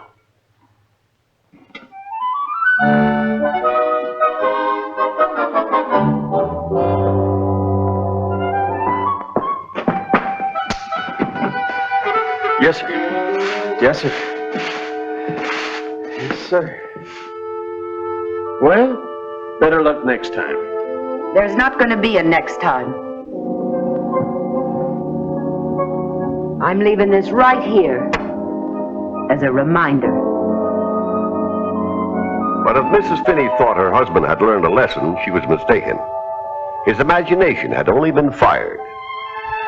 And a few months later, when another prospector came along with a scheme for locating the lost Burrow mine, Herb lent a willing ear and the money. After that, there followed a succession of grub stakes for other lost mines.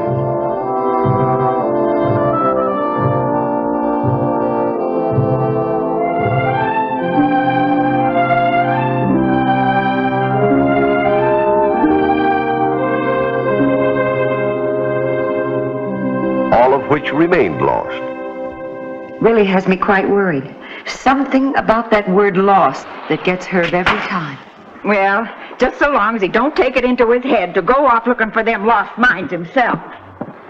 Oh, did you hurt yourself? Oh, I guess not. Oh, I've been after Herb for weeks to mend that broken step, but he ain't got around to it. Good afternoon, Miss Almy. Lucretia. Well, Herb, what are you doing home so early? You was fired? I quit. Oh, Herb. Now, don't worry, Lucretia. I got something in mind. Something that'll put us on Easy Street for the rest of our lives. What is it? I'm going out and locate the lost Bifogel mine. So it's come. Herb! Herb, you can't go wandering off in the desert and leave me and the children. If you want to grub stake other folks... No, I'm all through grub staking other men, Lucretia. The only way to locate a mine is to go out and do it yourself. What'll happen to me and the children while you're gone? How'll we get along? You can charge everything at the store. And if old man Betts has any conscience, he'll give you the regular discount, too. After the picayune wages he's paid me. Maybe it wasn't worth no more.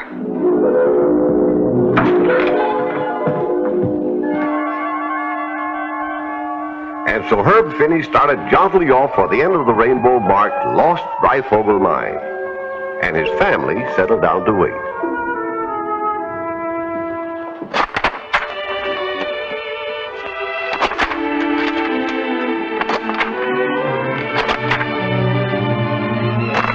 Bessie? Yes, Mama?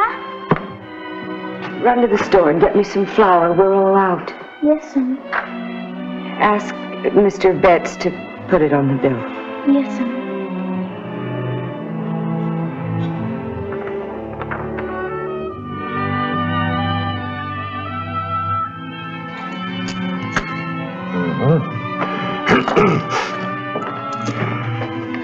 Oh, Bessie. Could I have 10 pounds of flour, please? You say 10? Or maybe... I guess 5 will be enough. What do you get so little for? We buy flour by the barrel. We only need a little. Just enough to bake a cake. Cake? Whose birthday? Nobody's. It's for when my father gets home to celebrate. Celebrate. Here you are, Bessie. 5 pounds flour. That's 30 cents. Will you put it on the bill, please? Charge. All right, Bessie. That cake will get mighty still, won't it? Setting for months. My father'll be home any day now. How do you know? Well, we've had a letter. Oh, no, you ain't. You ain't heard a word from him since he left. My cousin delivers the mail, and he said you ain't had a letter or a card or as much as a scrap. Bessie! Bessie! Pa! Oh, Pa! Pa! Hi, honey. I said you was coming. You see? Did you find it, Pa? Find what? The lost Breyfogle mine. No, it didn't. That fellow Breyfogle was crazy. Crazy with the heat. Come on, Lucy.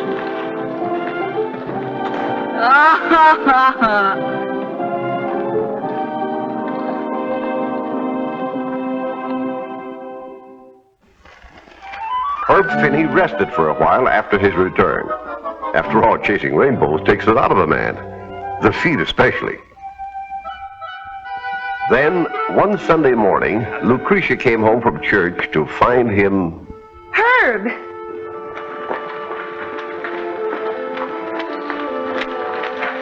Well, Miss Finney, I'm off again. Herb, I was just talking after church with Mr. Betts. And I've just been talking with an Injun. He's willing to take you on at the store again, Herb. Not on your tin type. When I got a chance to locate the lost peg leg mine? The lost peg leg. So that's it. That's it. Seems this Injun, Shoshone George, knowed another Injun who was right there when peg leg...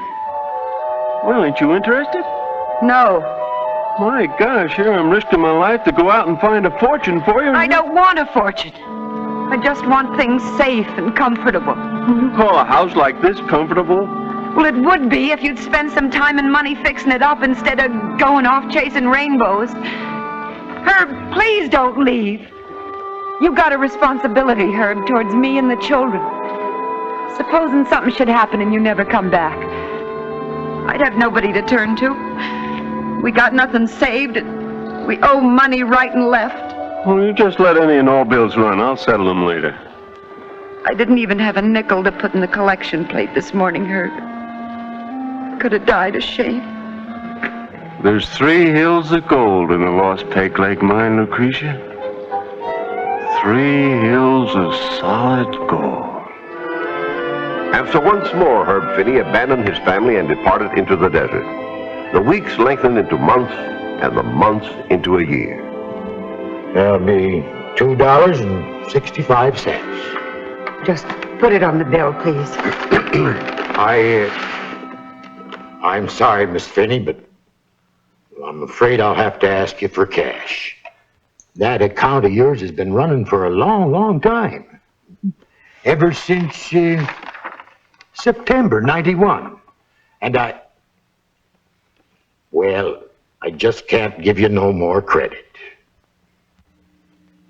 Herb will settle the whole thing when he comes back, Mr. Betts. You might as well face the facts, Mrs. Finney. Your husband ain't coming back. He ain't. When a man don't communicate with his lawful wife for almost 17 months, it either means he don't want her, or he's dead.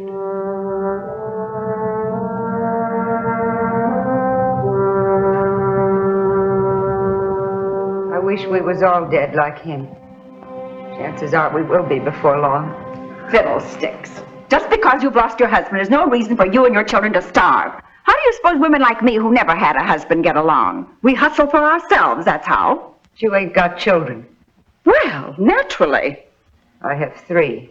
And every one of them can earn something. And with what you'll be bringing in yourself... Me? Certainly, you can go to work. Doing what? Ask old man Betts for Herb's job. He needs a good, reliable clerk. But I've got the house to look after. I'll do the housework, Ma. I'll get a job driving a team. I'm good handling horses. I can pick berries and sell. I know where there's lots of berries growing. You see, they want to help. And it'll be the making of them. You stop crying now and get yourself fixed up. I'll go put in a word for you with old man Betts. You're very kind, Miss Almy. Takes an old maid to settle other folks' problems. I don't know how to thank you. Well, I can tell you, Get somebody to mend this step or I'll break my neck on it yet.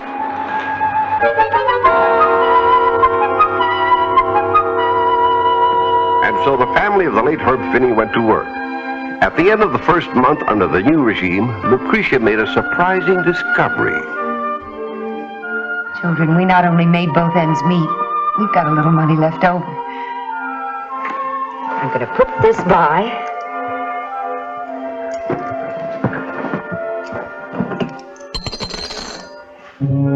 Next month there'll be more. And when there's enough, we'll start getting the house fixed up.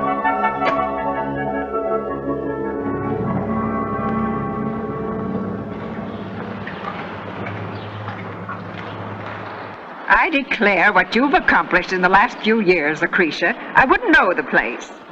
I wouldn't know you for the same person either. You're positively pretty. Oh, now, Miss Almy. What's more, I ain't the only person who's noticed it. There's at least 2 gentlemen in town who've mentioned it to me lately. And if I don't miss my guess... I have no intentions of ever marrying again, Miss Almy. Besides, I ain't even positive I'm a widow. Just like Herb Finney to leave you in doubt. Any other man would have had the consideration to die where there was witnesses. Oh. Ain't that Bill Spencer walking with Bessie? Yes. He's quite attentive to her. I wouldn't wonder. She's blossoming into quite a young lady. Thanks for walking me home. I'll see you tonight. And don't forget to bring your guitar so you can sing those new songs for us. I'm so thankful we have a nice home where the young folks can gather. You can feel mighty proud, Lucretia, the way your children are turning out. I am. Davy's driving the through stage to Bodie now, carrying the mail. I don't know of many boys his age given such responsibility. Oh, good for Davy. Here's the mail, Davy. Dynamite! Surround away!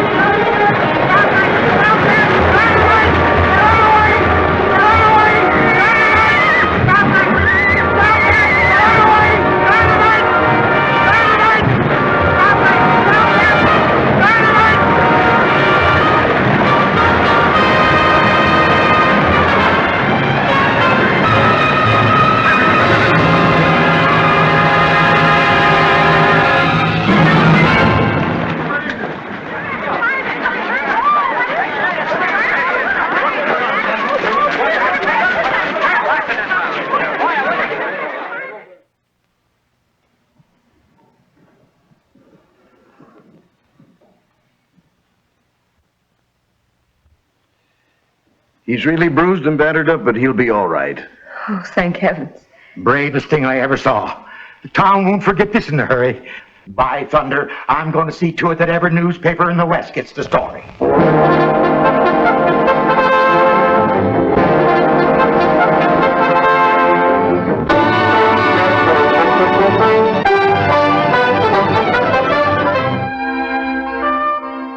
A medal.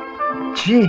And that's not all. The stage company's holding your job and paying you full wages while you're laid up. Honest? I couldn't be prouder of you, Davy, if you was my own son.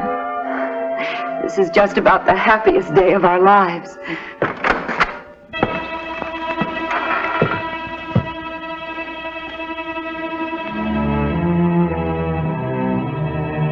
Hello, Lucretia. Herb. Yep, it's me. I was working the grub stake down in the Calicos when I read the news about Davy, so I packed right up and headed back. How is my brave boy? All right. My, you kids are grown. How come you ain't dead? Oh, howdy, Miss Almy. Herb, we thought you never wrote. Wasn't nothing to say. Oh. Well, nobody's asking me to sit down, so I'll invite myself. Sit down, Herb. Don't mind if I do. New chair, ain't it? Yes.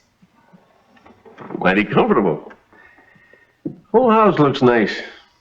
No place like home. How long will you be staying, Herb? I've got good news for you, Mrs. Finney. Your husband's all through prospecting. It's a fool's game, and I'm sick of it. I'm home for keeps.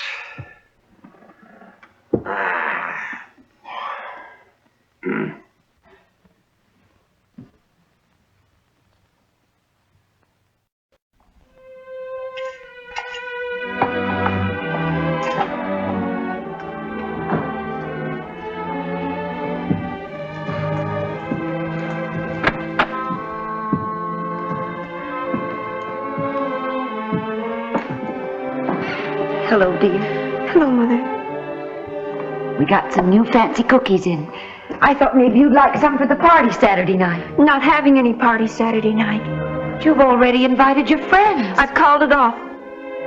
Bessie, you and Bill Spencer haven't had a fight, have you?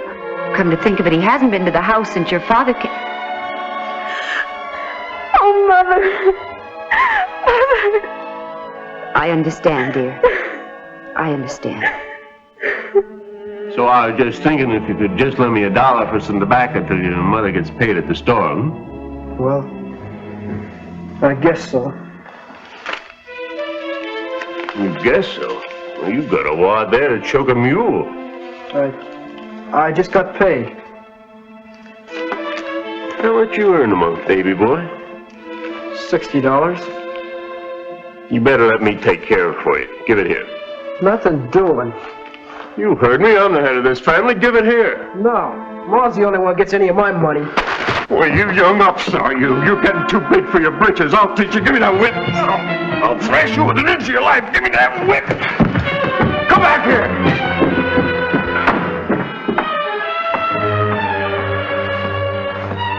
What are you grinning at? You didn't get his money. So you think that's fun? I'll get some respect out of you boys if I have to beat it into you. Oh, Herb! He sassed me. You could kill the boy with a whip like that. Maybe I will next time.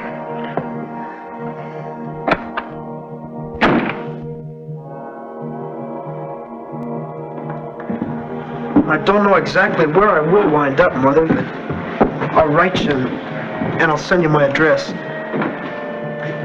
Davy, I can't bear to have you go. Here's a little money, Mother. As soon as I land a job, I'll send you some more here at the store. Have Mr. Betts keep it in the safe for you. Well, goodbye, Mother.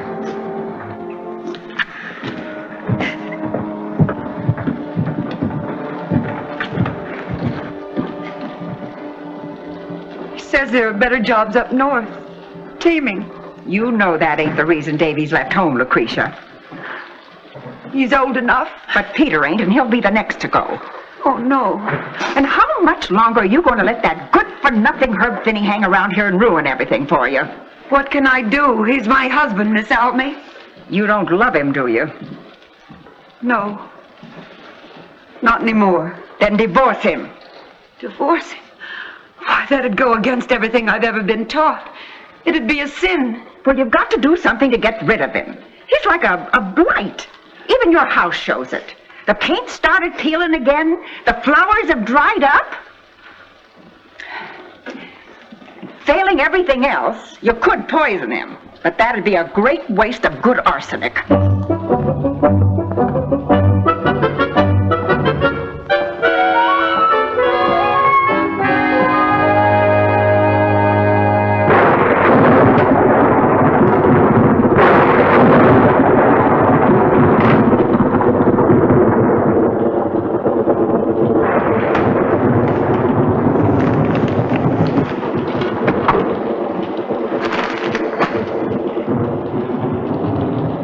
You bring my tobacco?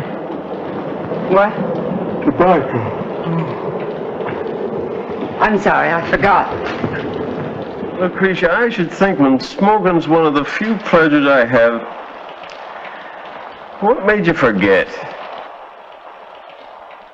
I was thinking about a mine I heard about. Mine? What kind of mine? A lost mine.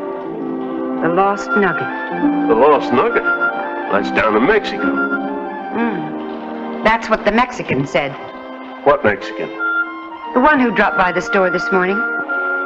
To hear him talk, you'd think it was richer than the Peg Leg and Breyfogle and all the rest of them put together. But you weren't going to tell me anything about it, Well, it was so far away, and I didn't think you'd be interested now you've given up prospecting for good. Well, no harm in talking to him. Where is this Mexican? He got some supplies and headed for Nogales. He had some kind of map.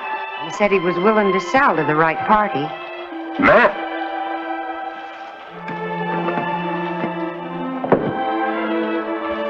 This mine, he says, was originally located by a Mexican shepherd girl whose flock had strayed away.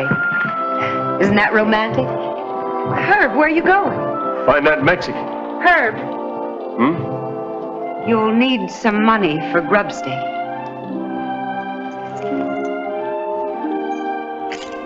Thanks. I hope the rain lets up soon. It's easing up already. See? The sun's coming out. So it is. Look, there's a rainbow. Yeah. Rainbow. Well? Bye, Creature. Goodbye, Herb.